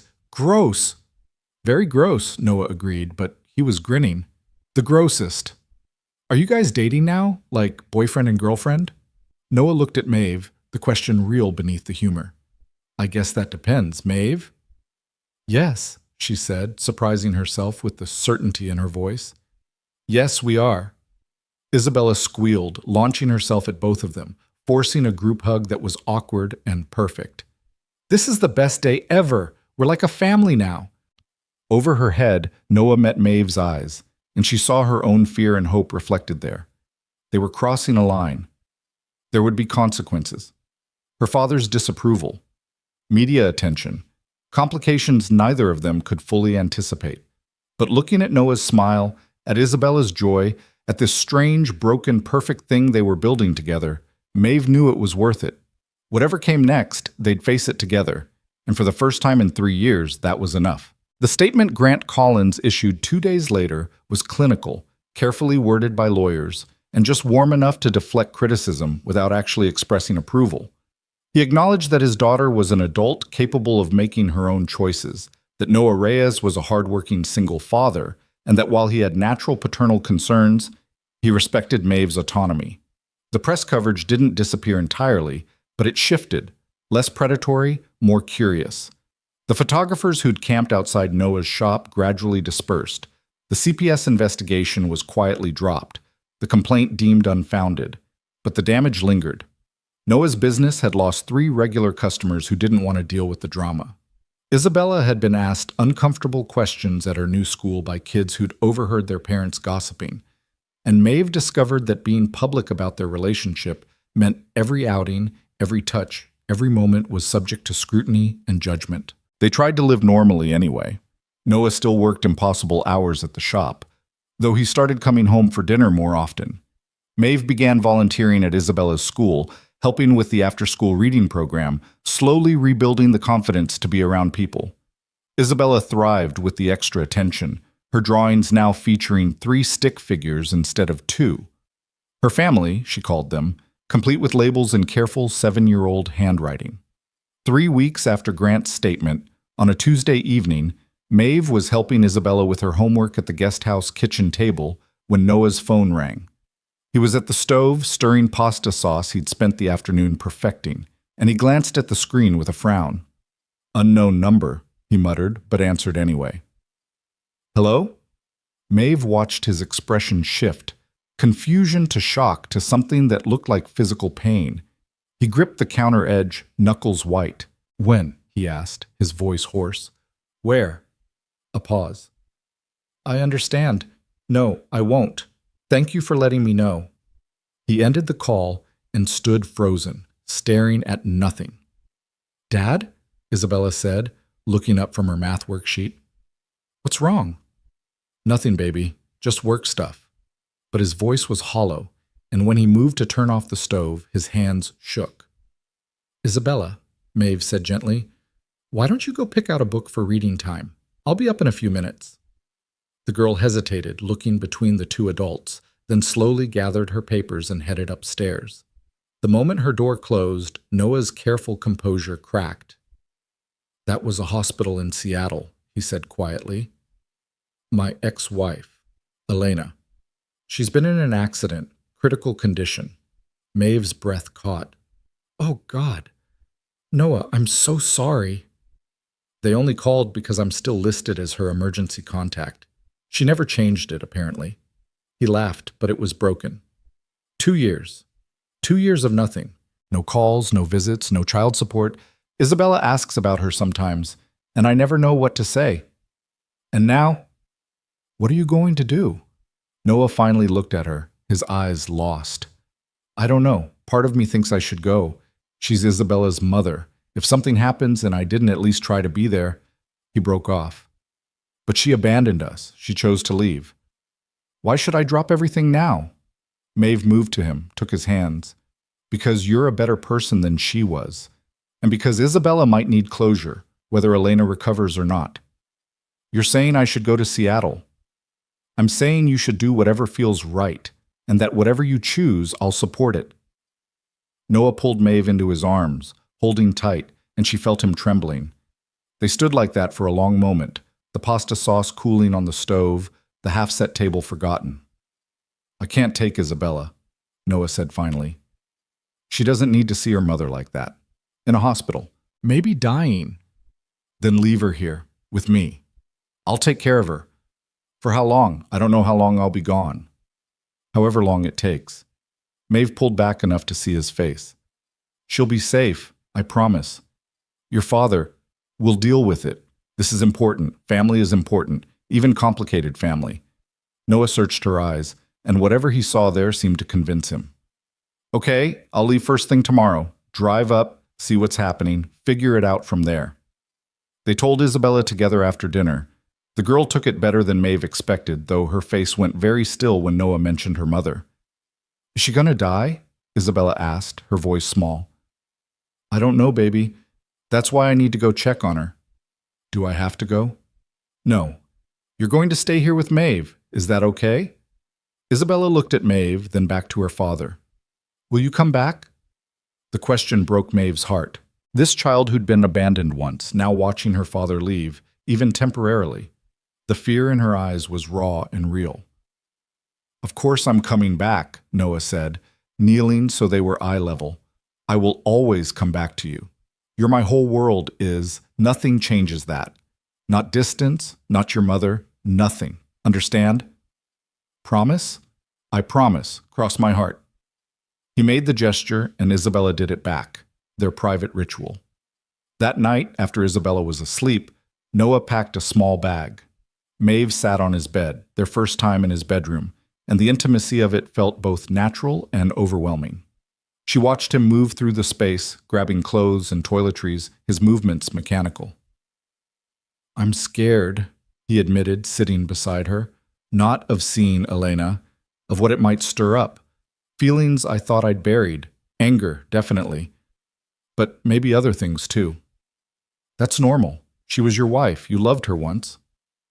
I did. Before she became someone I didn't recognize, someone who could walk away from her own daughter without looking back. Noah rubbed his face. What if she asked to see Isabella? What if she survives and decides she wants back in our lives? Then you'll deal with it. Together, you and Isabella. Maybe me too, if you want. I want. Noah took her hand. These past few weeks with you have been the closest thing to happiness I've felt in years. Isabella's thriving. I'm actually sleeping through the night. We're building something real, and I'm terrified this is going to blow it all apart. It won't. We're stronger than one phone call. Are we? We've been together, what, a month? And most of that has been dealing with your father's objections and media circuses. Exactly. If we can survive that, we can survive anything. Noah pulled her close, kissed her temple. Stay with me tonight. Just sleep. I just need to not be alone right now. Okay. They lay together on top of the covers, fully clothed, Maeve's head on Noah's chest, listening to his heartbeat gradually slow to something resembling calm. She'd never spent the night with anyone. The fire had happened before she'd had the chance to navigate dating or intimacy. Being here in Noah's arms felt both frightening and perfectly right. Maeve? Noah's voice was soft in the darkness. Yeah? Thank you for all of this. For taking care of Isabella. For not running when things got complicated. I'm not going anywhere. Even if Elena survives and wants to be part of Isabella's life again? Even then, though fair warning, if she hurts that little girl again, she'll have to deal with me. Noah's chest moved with quiet laughter. Fierce. I like it. They fell asleep like that, tangled together, holding on to each other against whatever was coming. Noah left before dawn. Maeve walked him to his truck, Isabella still sleeping upstairs. The sky was just beginning to lighten, Portland spread below them in the valley, lights twinkling like fallen stars. Drive safe, Maeve said. Text me when you get there. I will. Noah kissed her, longer this time, like he was memorizing the feeling. Take care of my girl. With my life. She watched him drive away, the truck's taillights disappearing down the winding driveway. When she turned back to the guest house, Grant Collins was standing on the main house steps, coffee in hand, watching her.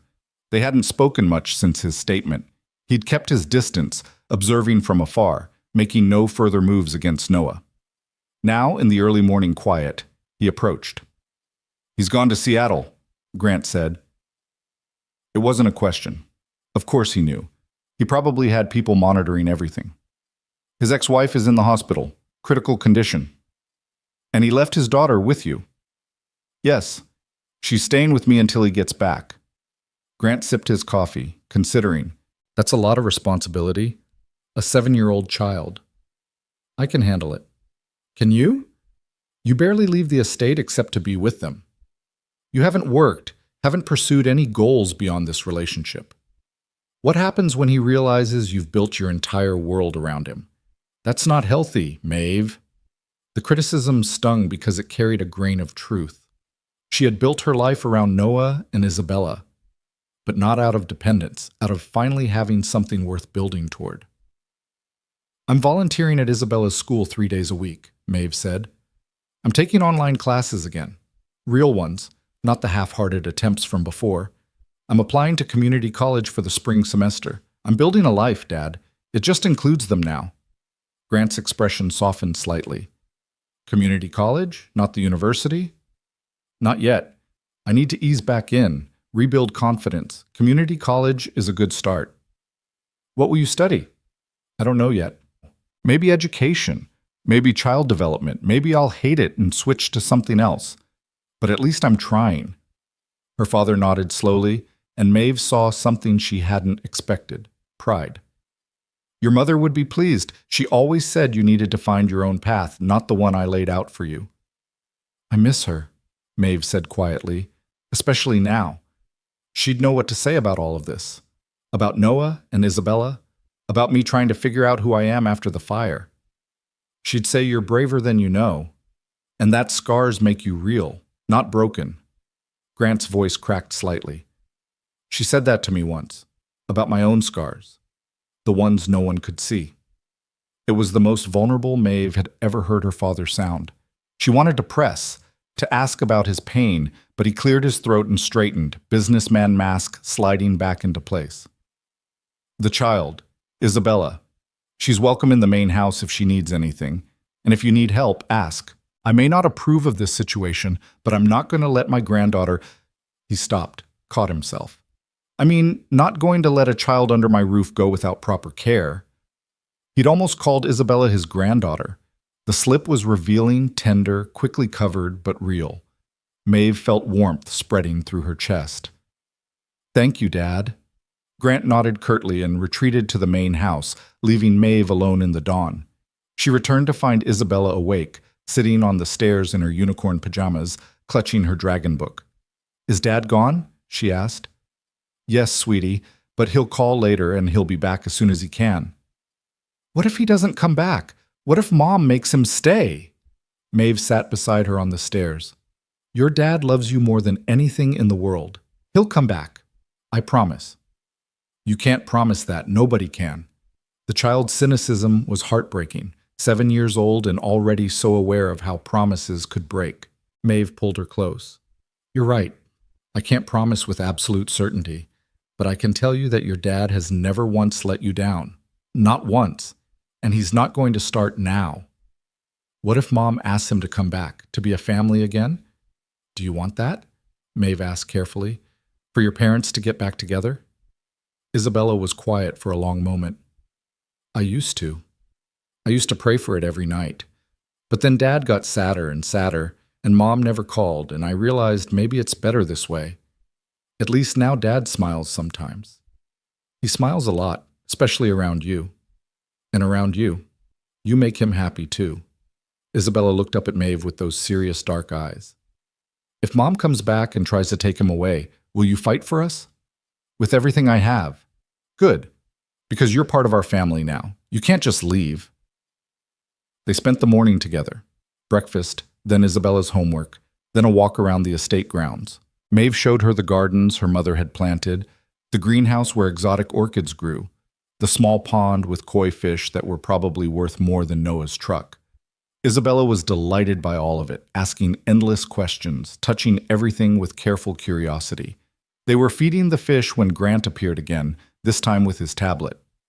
Isabella, he said formally, would you like to see some pictures of when Maeve was your age?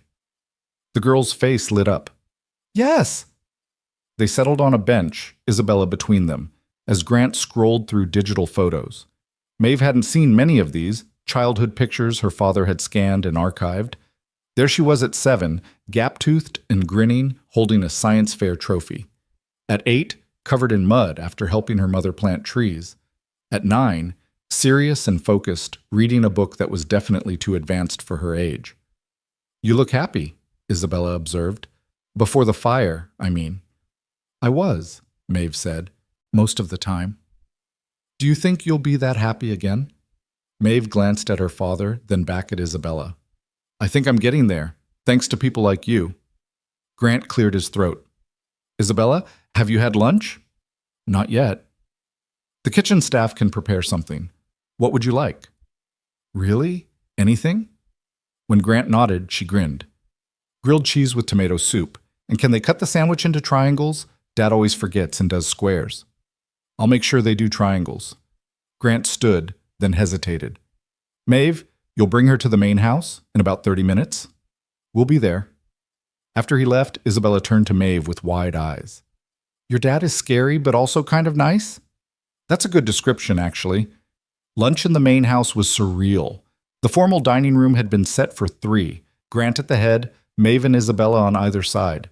The staff brought out perfect grilled cheese cut into perfect triangles, soup that was clearly homemade and probably cost more per bowl than a restaurant meal. Grant asked Isabella about school, her interests, her favorite subjects. The girl answered enthusiastically, completely unintimidated by the billionaire in the expensive suit. You're good at math? Grant asked when Isabella mentioned it was her best subject. Really good. Dad says I get it from him. He can do engine calculations in his head. Useful skill. Have you thought about what you want to be when you grow up? A scientist, or maybe an engineer, or possibly a veterinarian. I haven't decided yet. You don't have to decide now, but those are ambitious goals. They require strong education. I know. That's why I work really hard in school. Grant nodded approvingly. Maeve was the same way. Top of her class, always reading, always learning. He glanced at his daughter. Still is, I hope. I'm trying, Maeve said, taking it one step at a time. After lunch, Isabella asked to see more of the house. Maeve gave her the tour, the library with floor-to-ceiling shelves, the home gym, the media room with a screen that took up an entire wall. Isabella was appropriately awed, but she kept coming back to one question.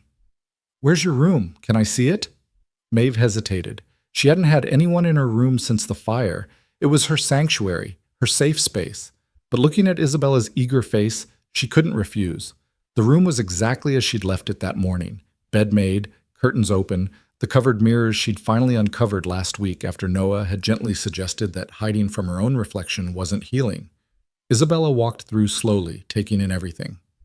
It's pretty, she said, but it doesn't look like you. What do you mean? It's too perfect, too clean, like a hotel room. Where's your stuff? Your drawings or photos or collections? Maeve realized the girl was right.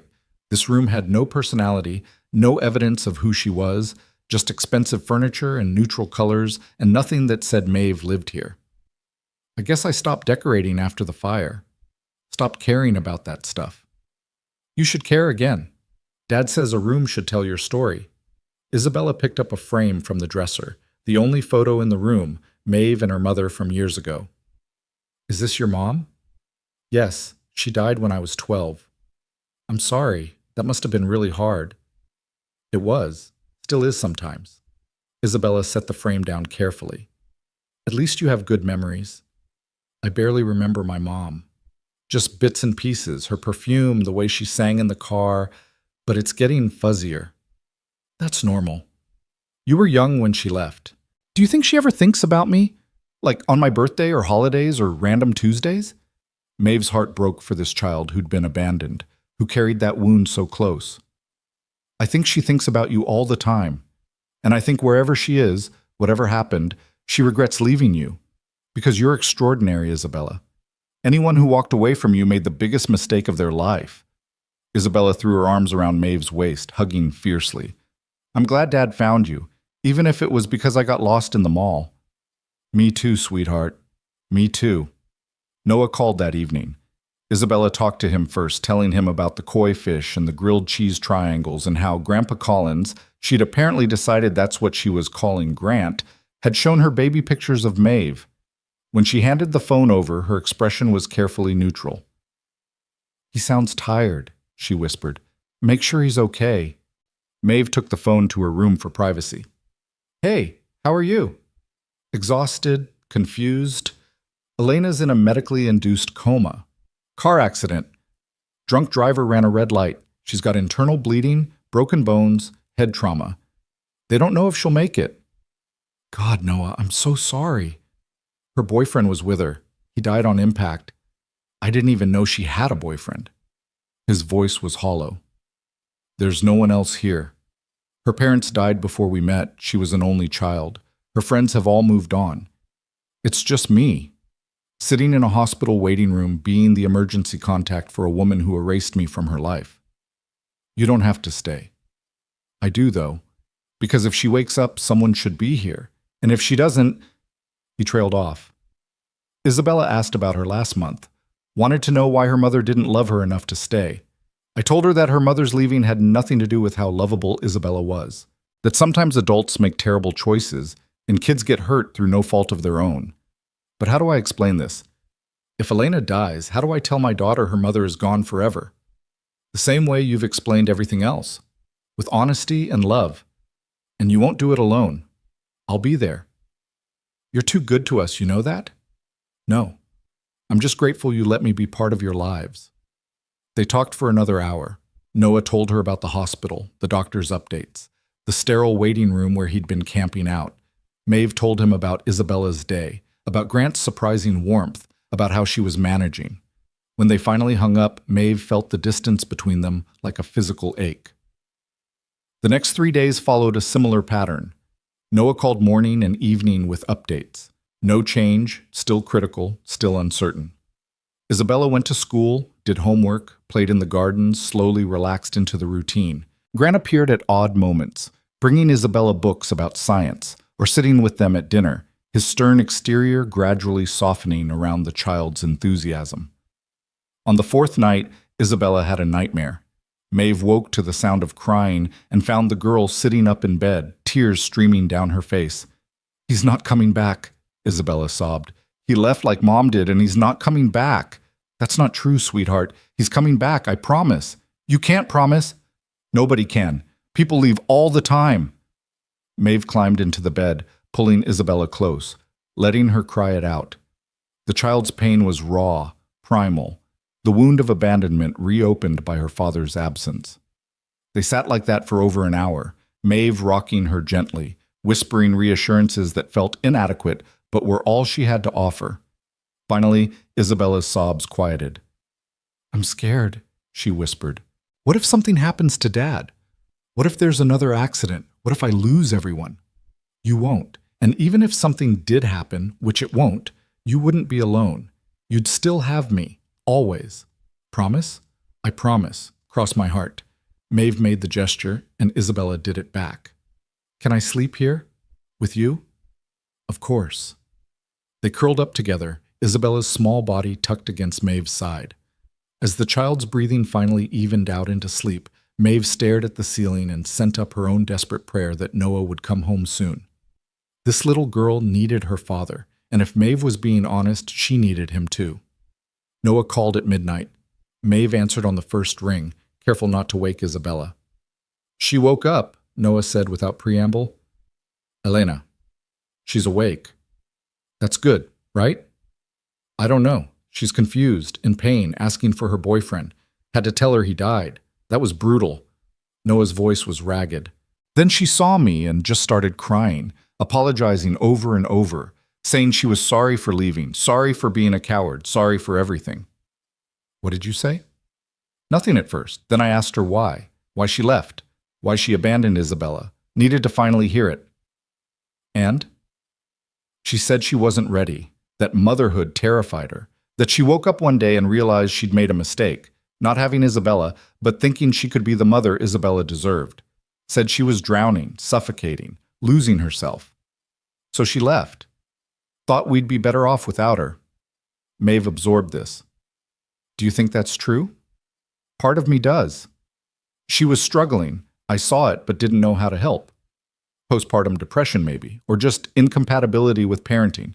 But the other part of me is furious because you don't just leave. You get help. You fight. You do whatever it takes for your kid." "What happens now?" "She wants to see Isabella. Says she knows she doesn't deserve it, but she wants to try to explain. To apologize in person." Noah's voice broke. "I don't know what to do, Maeve. Do I bring Isabella up here? Let her see her mother in a hospital bed? Risk reopening wounds that are barely healed?" "That's not my decision to make." "But what would you do?" Maeve thought about her own mother, about the years she'd had before cancer took her, about the conversations and moments she treasured, about how different her life would have been without that foundation of love. "I'd ask Isabella," she said finally, "tell her the truth. that her mother is alive, hurt but recovering, and wants to see her. Let Isabella decide if she's ready. She's stronger than you think, than any of us think. You're right. You're always right. Noah exhaled slowly. I'm coming home tomorrow. Can you come with me when I tell her? I need you there. Of course. Whatever you need. They hung up, and Maeve lay in the darkness with Isabella breathing softly beside her. Tomorrow would change everything. Whatever Isabella decided, their small, fragile family would have to adapt, and Maeve could only hope that the foundation they'd built was strong enough to withstand whatever came next.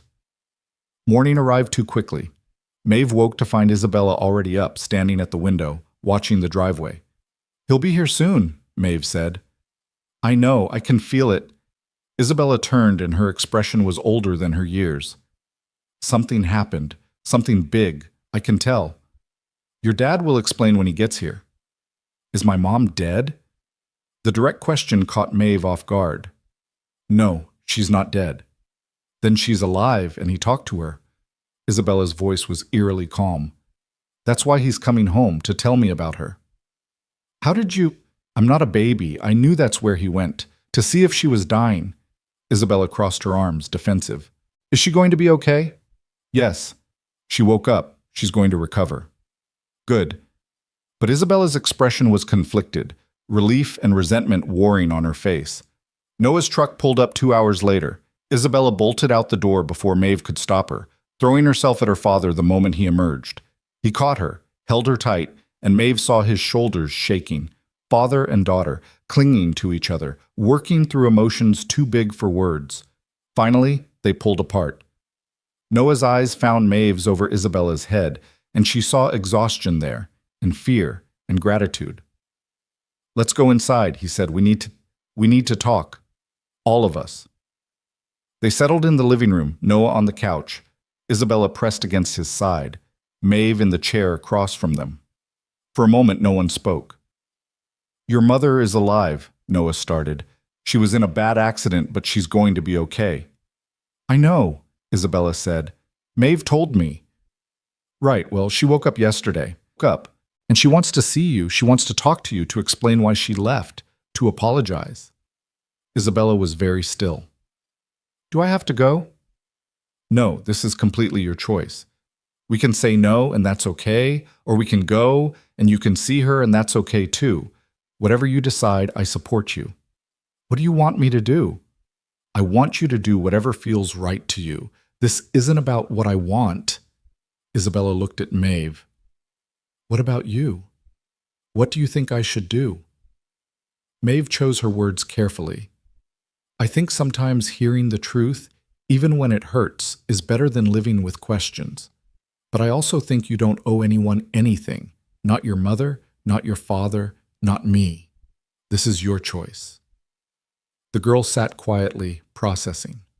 When she finally spoke, her voice was small but determined. I want to see her. Not because I forgive her, I don't, but because I want her to see me, to see what she gave up, to know that I'm okay without her. Noah's eyes filled with tears. Okay, baby. Okay, we'll go this weekend, all three of us, if Maeve's willing to come.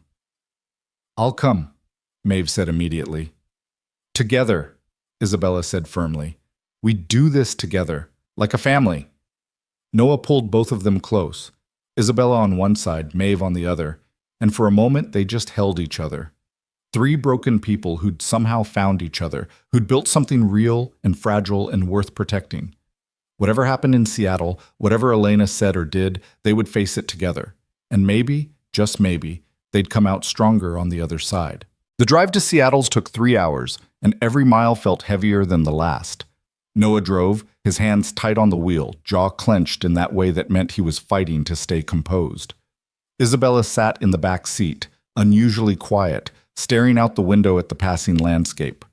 Maeve rode shotgun, her hand resting on Noah's thigh, a silent reminder that he wasn't alone in this. They'd left early Saturday morning, before the sun had fully risen over Portland. Grant had appeared as they were loading the car, pressing an envelope into Noah's hand. For expenses, he'd said gruffly. Hotels, meals, whatever you need. Don't argue. Noah had looked like he wanted to argue anyway, but Maeve had touched his arm, and he'd simply nodded. "Thank you, sir."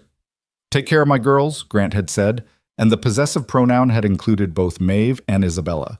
Then he'd done something that shocked them all. He'd crouched down to Isabella's level. "Your grandfather used to tell me something when I was scared. He'd say, 'Courage isn't the absence of fear. It's moving forward despite it.' You're very courageous, young lady." Isabella had thrown her arms around his neck, and for a moment Grant Collins, billionaire, businessman, man who'd spent 3 years unable to look at his own daughter, had simply held a 7-year-old and let her be scared. Now, halfway to Seattle, Isabella finally spoke. "What if she tries to take me away, to keep me with her?" Noah's knuckles went white on the steering wheel. "That won't happen. She signed away custody. Legally, she has no claim." "But what if she fights it? What if she says she's better now and wants me back?" "Then we fight back," Maeve said, turning to look at Isabella. "And we win, because you belong with your dad. With us." "What if I want to stay with her?" Isabella's voice was barely audible. "Not because I love her more, but because I want to know what it's like to have a mom." The question hung in the air, painful and honest. Noah pulled off at the next exit, parking in an empty rest stop. He got out, opened the back door, and climbed in beside his daughter. "Listen to me," he said, taking her small hands in his. "If you want a relationship with your mother, I will support that, even if it hurts me, even if it's complicated, because you deserve to know her if that's what you want. But you need to understand something. She left. She chose to leave. And while she might regret that now, while she might want to explain or apologize, that doesn't erase what happened. You don't owe her forgiveness. You don't owe her anything. But she's my mom. Biology doesn't make you a parent. Love does. Showing up does. Being there for the hard days and the boring days and the scary days. That's what makes a parent." Noah's voice cracked. "Your mother gave birth to you, and that matters. But Maeve..." He glanced at her, and Maeve felt her heart stop.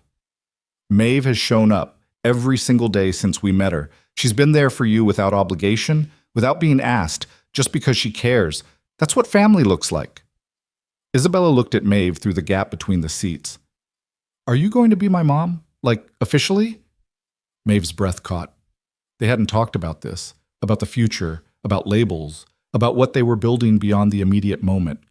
She looked at Noah, saw the question in his eyes too, the vulnerability. "I want to be," Maeve said honestly.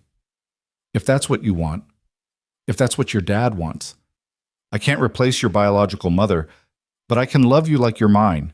I already do." Isabella unbuckled her seatbelt and climbed through to the front, somehow contorting her 7-year-old body to hug Maeve over the center console. "I want that. I want you to be my mom." Noah reached forward, his hand covering both of theirs. "Then that's what we'll work toward. No rush, no pressure, but that's the direction we're headed. The 3 of us." They sat like that for a long moment, an awkward tangle of bodies and emotions in a parking lot off I-5. When they finally pulled apart and got back on the road, something had shifted. They weren't just 3 people thrown together by circumstance anymore. They were choosing each other, actively, consciously, deliberately. The hospital was cold and sterile, smelling of disinfectant and despair. Noah checked in at the desk while Maeve stayed with Isabella in the waiting area. The girl was pale, her hands shaking slightly. "You don't have to do this," Maeve reminded her. "We can turn around right now." "No, I need to. I need to see her and know that I'm okay without her, that we're okay." Noah returned and a nurse led them through a maze of corridors to the ICU. Elena was in a private room, propped up in bed, her left arm in a cast, a bandage wrapped around her head. She looked small and broken, nothing like the monster Isabella had probably built up in her mind. When they entered, Elena's eyes went immediately to Isabella. Tears started streaming down her face before she even spoke. "Baby," she whispered. "My baby. You got so big." Isabella stood frozen in the doorway, pressed against Noah's leg. Maeve stayed slightly behind, giving them space but ready to intervene if needed. "Hi, Mom," Isabella said, her voice flat. "I'm so sorry. I'm so sorry." Elena was sobbing now, ugly and real. "I know that doesn't fix anything. I know I don't deserve your forgiveness, But I need you to know, leaving you was the worst thing I've ever done. Not a day has gone by that I haven't thought about you. Then why didn't you call? Isabella's voice was stronger now, anger creeping in. If you thought about me so much, why didn't you ever call? Not on my birthday, not on Christmas, not ever. Because I was a coward. Because I thought you were better off without me. Because Elena's eyes flicked to Noah, then away. Because your father was doing such a good job, and I knew if I came back, I'd just mess everything up again. That's a bullshit excuse, Noah said quietly, and both Maeve and Elena looked at him in surprise. He rarely cursed in front of Isabella. You don't get to paint yourself as noble for abandoning your daughter. If you couldn't handle being a mother, fine. People struggle. But you don't disappear completely. You don't make a child think they weren't worth even a phone call. I know, you're right. I was selfish and scared and wrong. Elena turned back to Isabella. I don't expect you to understand. I just wanted to see you, to tell you that none of it was your fault. You were perfect, are perfect. I was the broken one. Isabella took a step forward, out of Noah's protective shadow. I used to think it was my fault, that if I'd been better, quieter, easier, you would have stayed. No.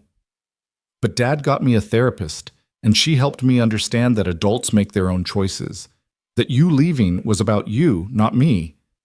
Isabella's voice was remarkably steady. I'm not going to tell you it's okay. It's not okay. You hurt me really bad. You hurt Dad, and we had to figure out how to be okay without you. I know. But I'm here now because I wanted to see you, to know if you were real or if I'd made up how bad it was in my head. And now I know you're real. You left, and we survived. Isabella straightened her shoulders.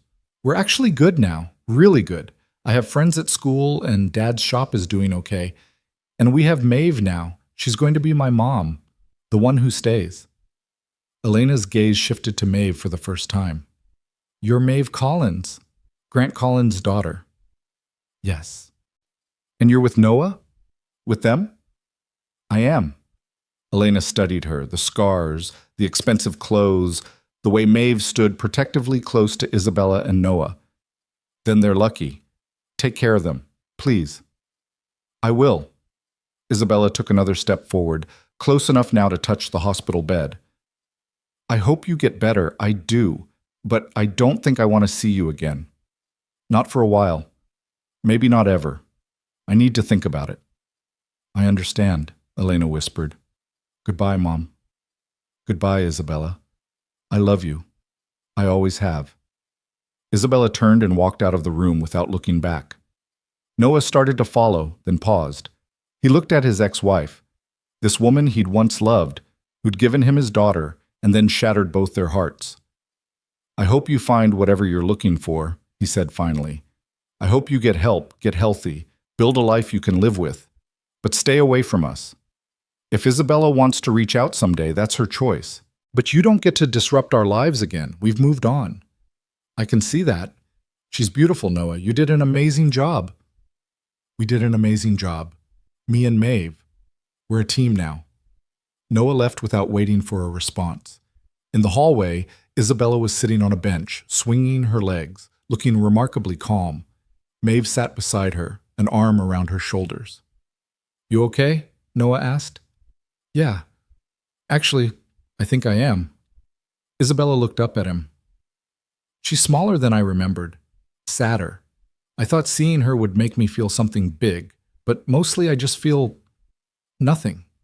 Like she's a stranger who happens to share my DNA. That's okay. Whatever you feel or don't feel is valid. Can we go home now?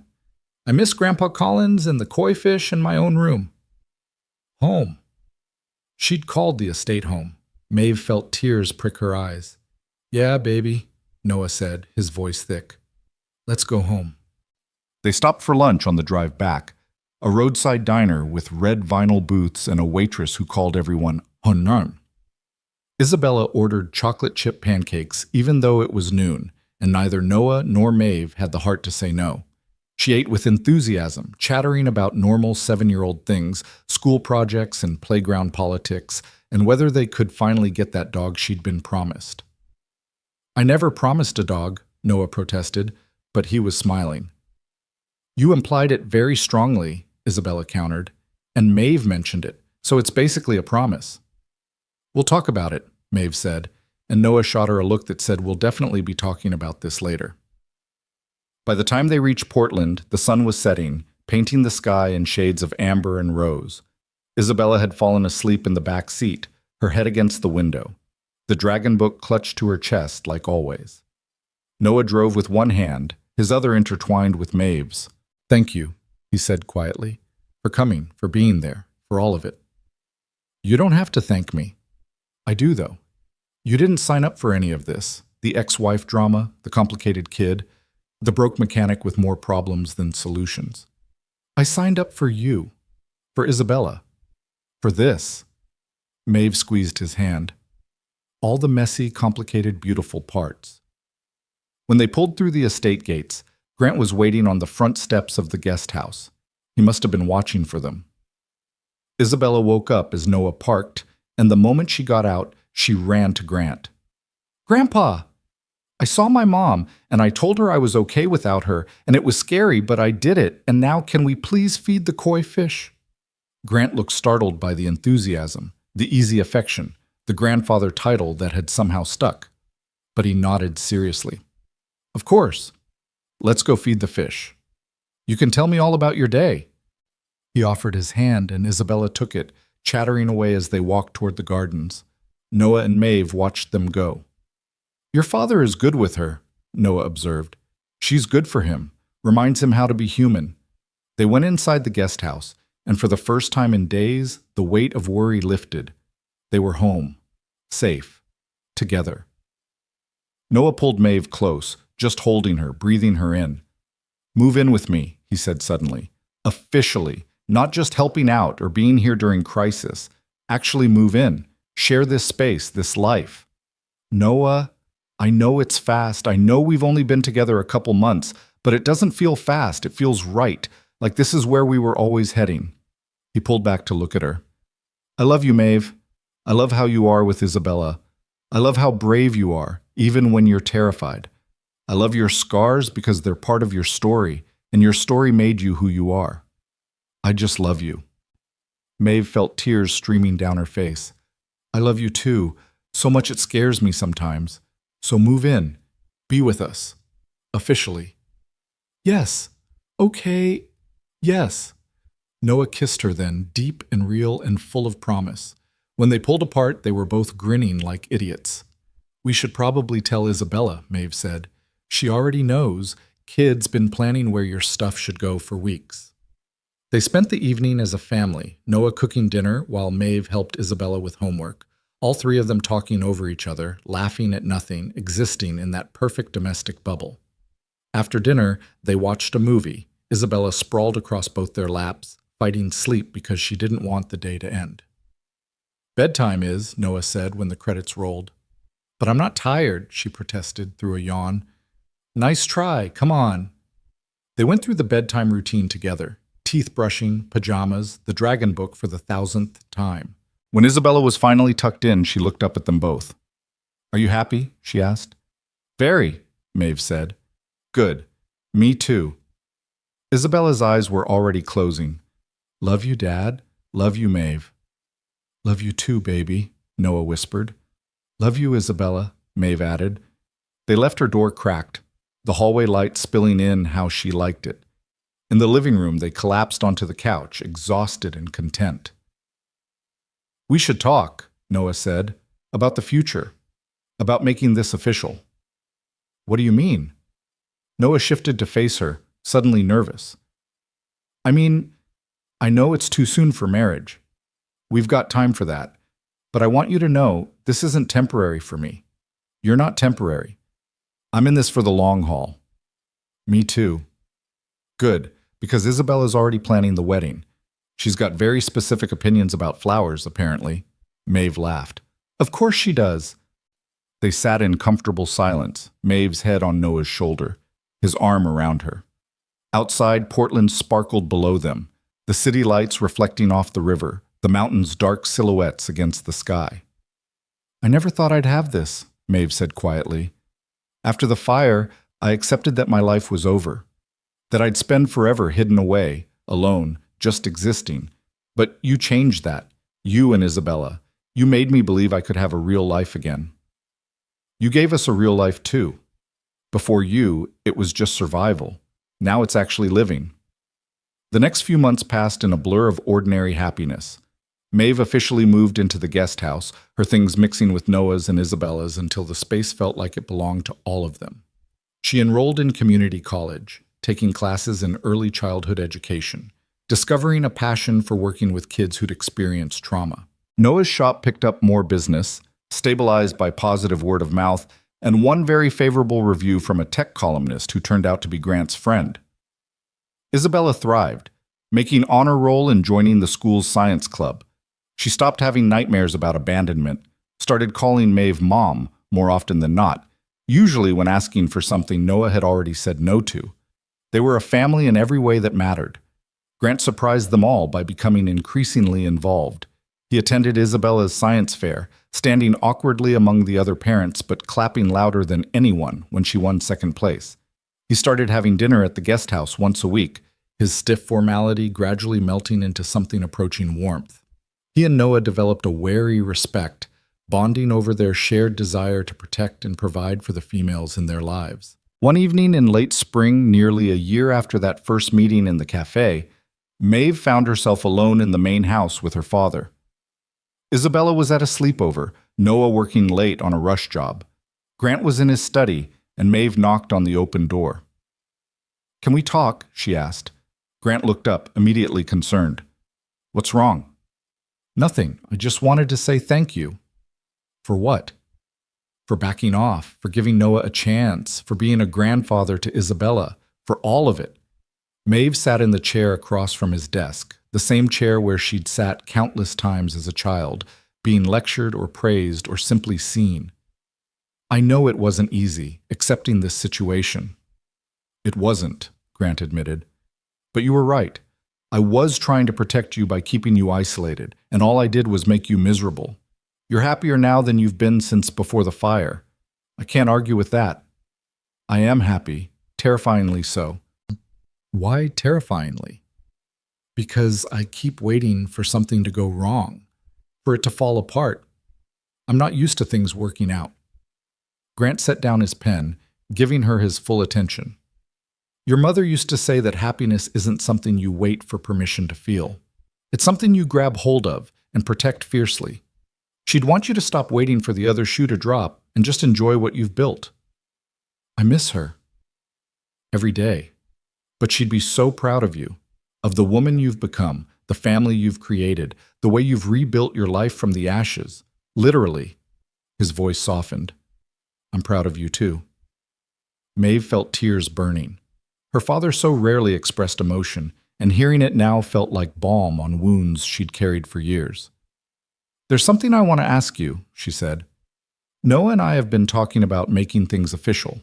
Not marriage yet, but he wants to adopt Isabella, and we want your blessing." "You don't need my blessing." "I know, but I'd like it anyway." Grant was quiet for a moment. "He's a good man. I didn't want to see it at first, saw only the financial disparity, the potential for exploitation. But he loves you, really loves you, and Isabella adores you both. That's all any father could want for his daughter." "So you approve?" "I do, with one condition." Maeve braced herself. "What condition?" "That you let me set up a trust for Isabella. For college, for her future, whatever she needs. Not because Noah can't provide, he's doing an admirable job, but because she's my granddaughter now, whether that's legal or not, and I want to help." "Dad, no arguments. Your mother left money for your children.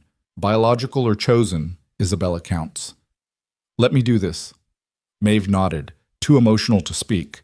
Grant came around the desk, pulled her into a hug, the first real hug they'd shared since before the fire. Maeve held on to her father and cried, releasing years of pain and distance and misunderstanding.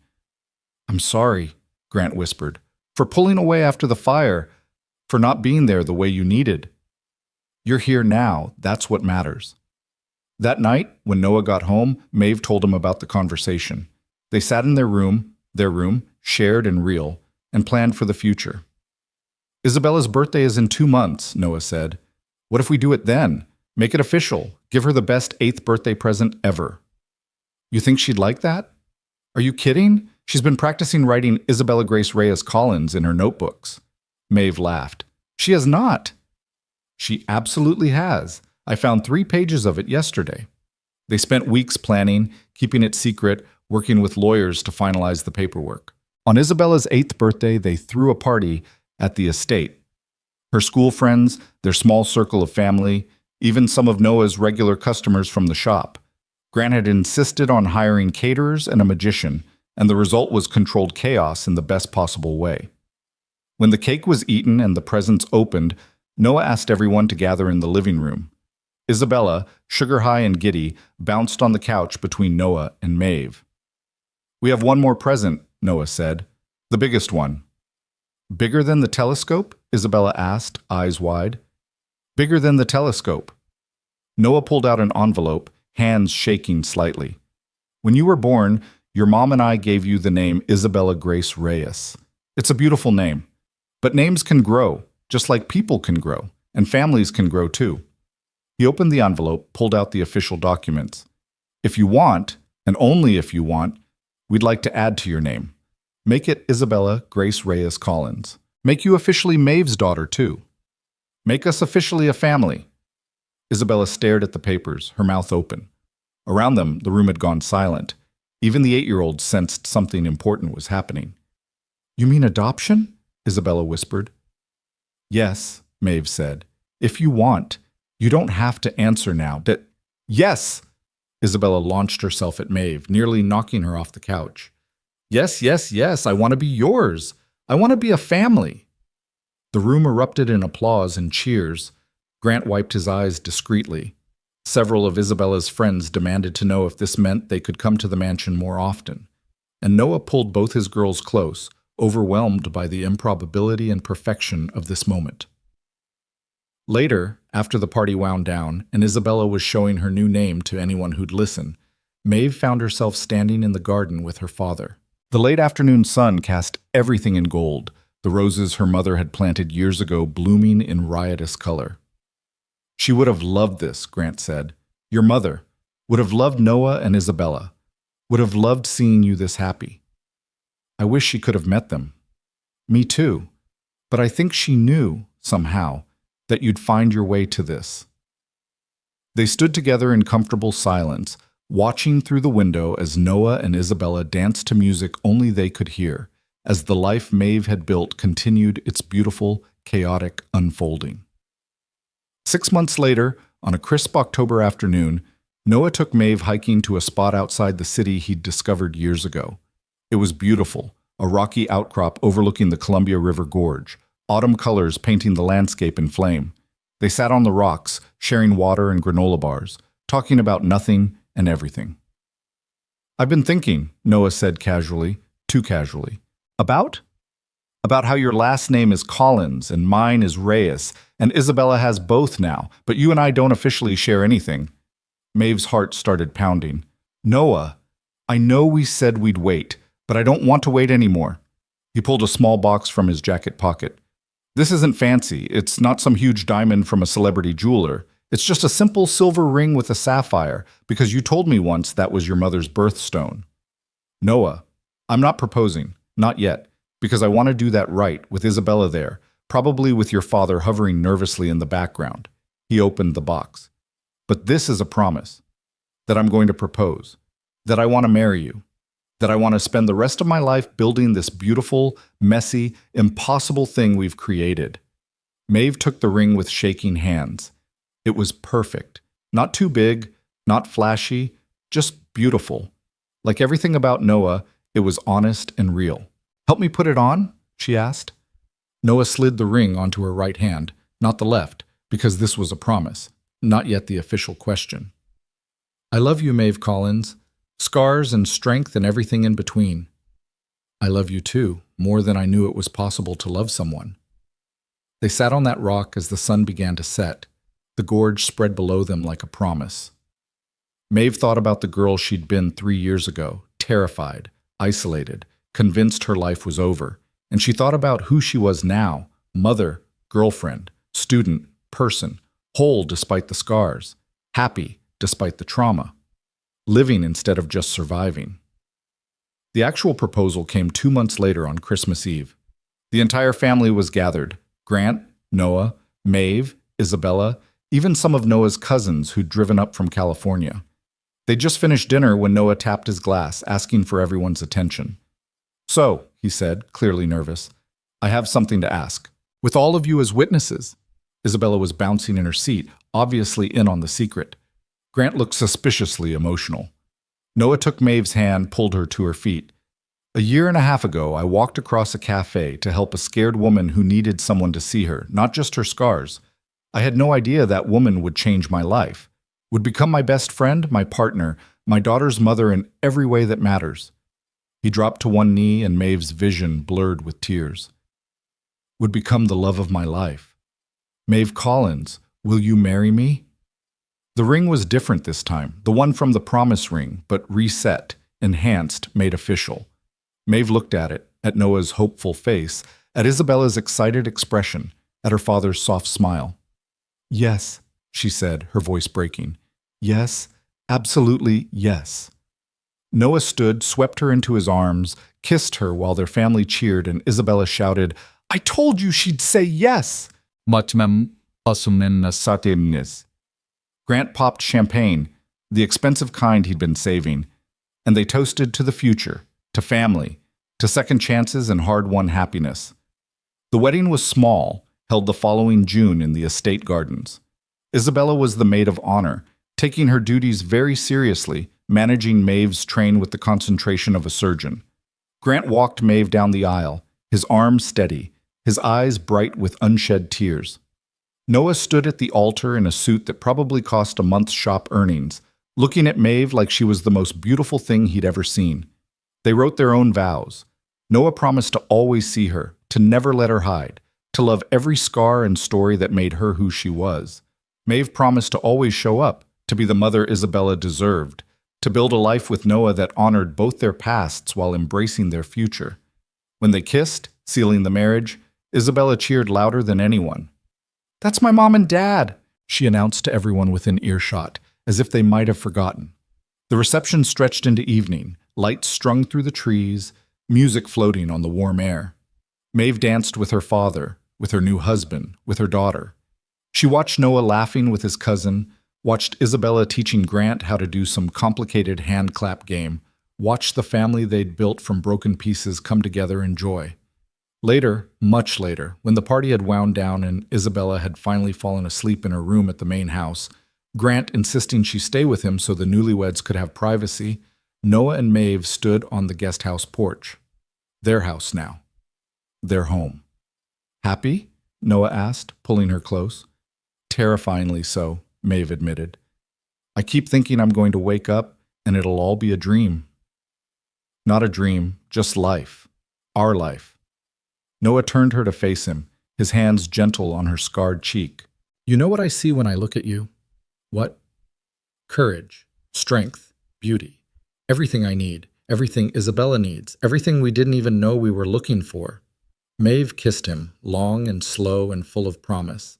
Around them, Portland stretched out in a carpet of lights, the city where they'd found each other, where they'd built this impossible family, where they'd learned that broken things could heal and scarred people could still be whole. The years that followed were full and rich. Isabella grew, thrived, eventually went to college on the scholarship Grant had set up, studying engineering like she'd always dreamed.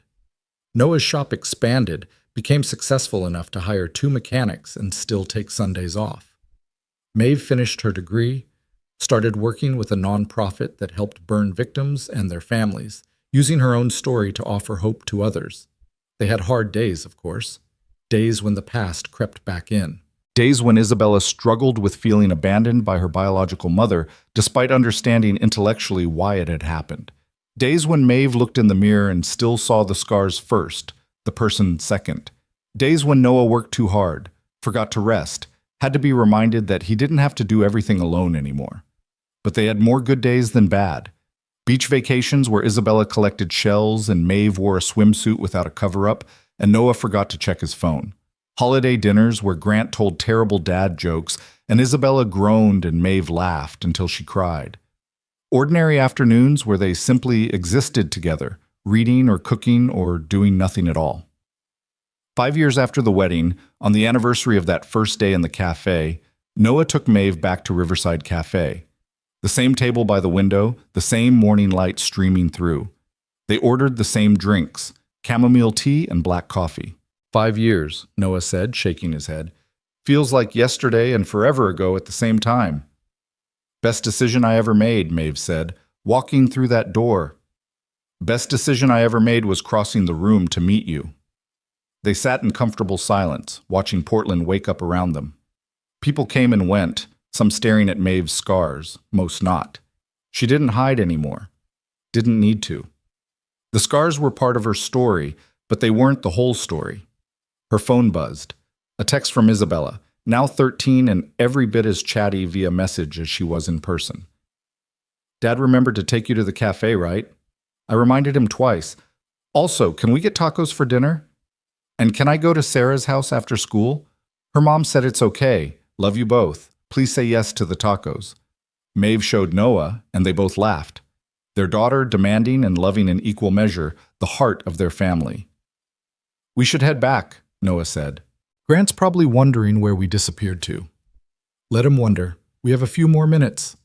So they sat, just being, in the place where it all started, where a terrified woman and a kind man and a curious child had found each other against all odds, where broken pieces had come together to form something whole and beautiful and real. The cafe door opened and a young woman entered, early 20s, scarred from what looked like a recent burn, wearing a scarf wrapped tight around her neck.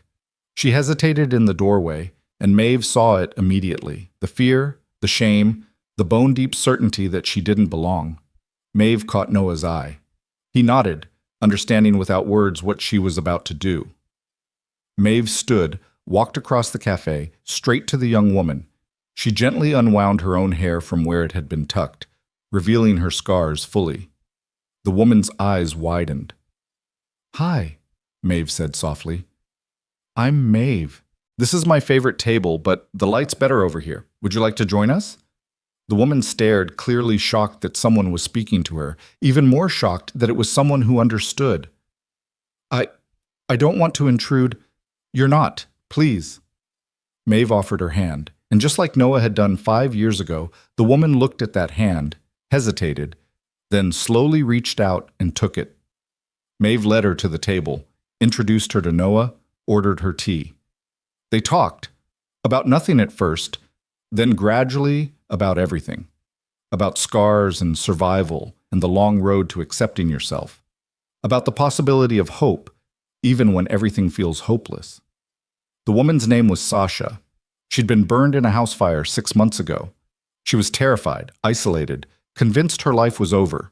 Maeve told her it wasn't, told her about support groups and therapy and the nonprofit where she worked, gave her a business card, a phone number, a lifeline. When Sasha finally left an hour later, she was smiling. Just a little, tentative and uncertain, but real. She turned at the door, looked back at Maeve. Thank you, she mouthed. Maeve nodded. Come back any time.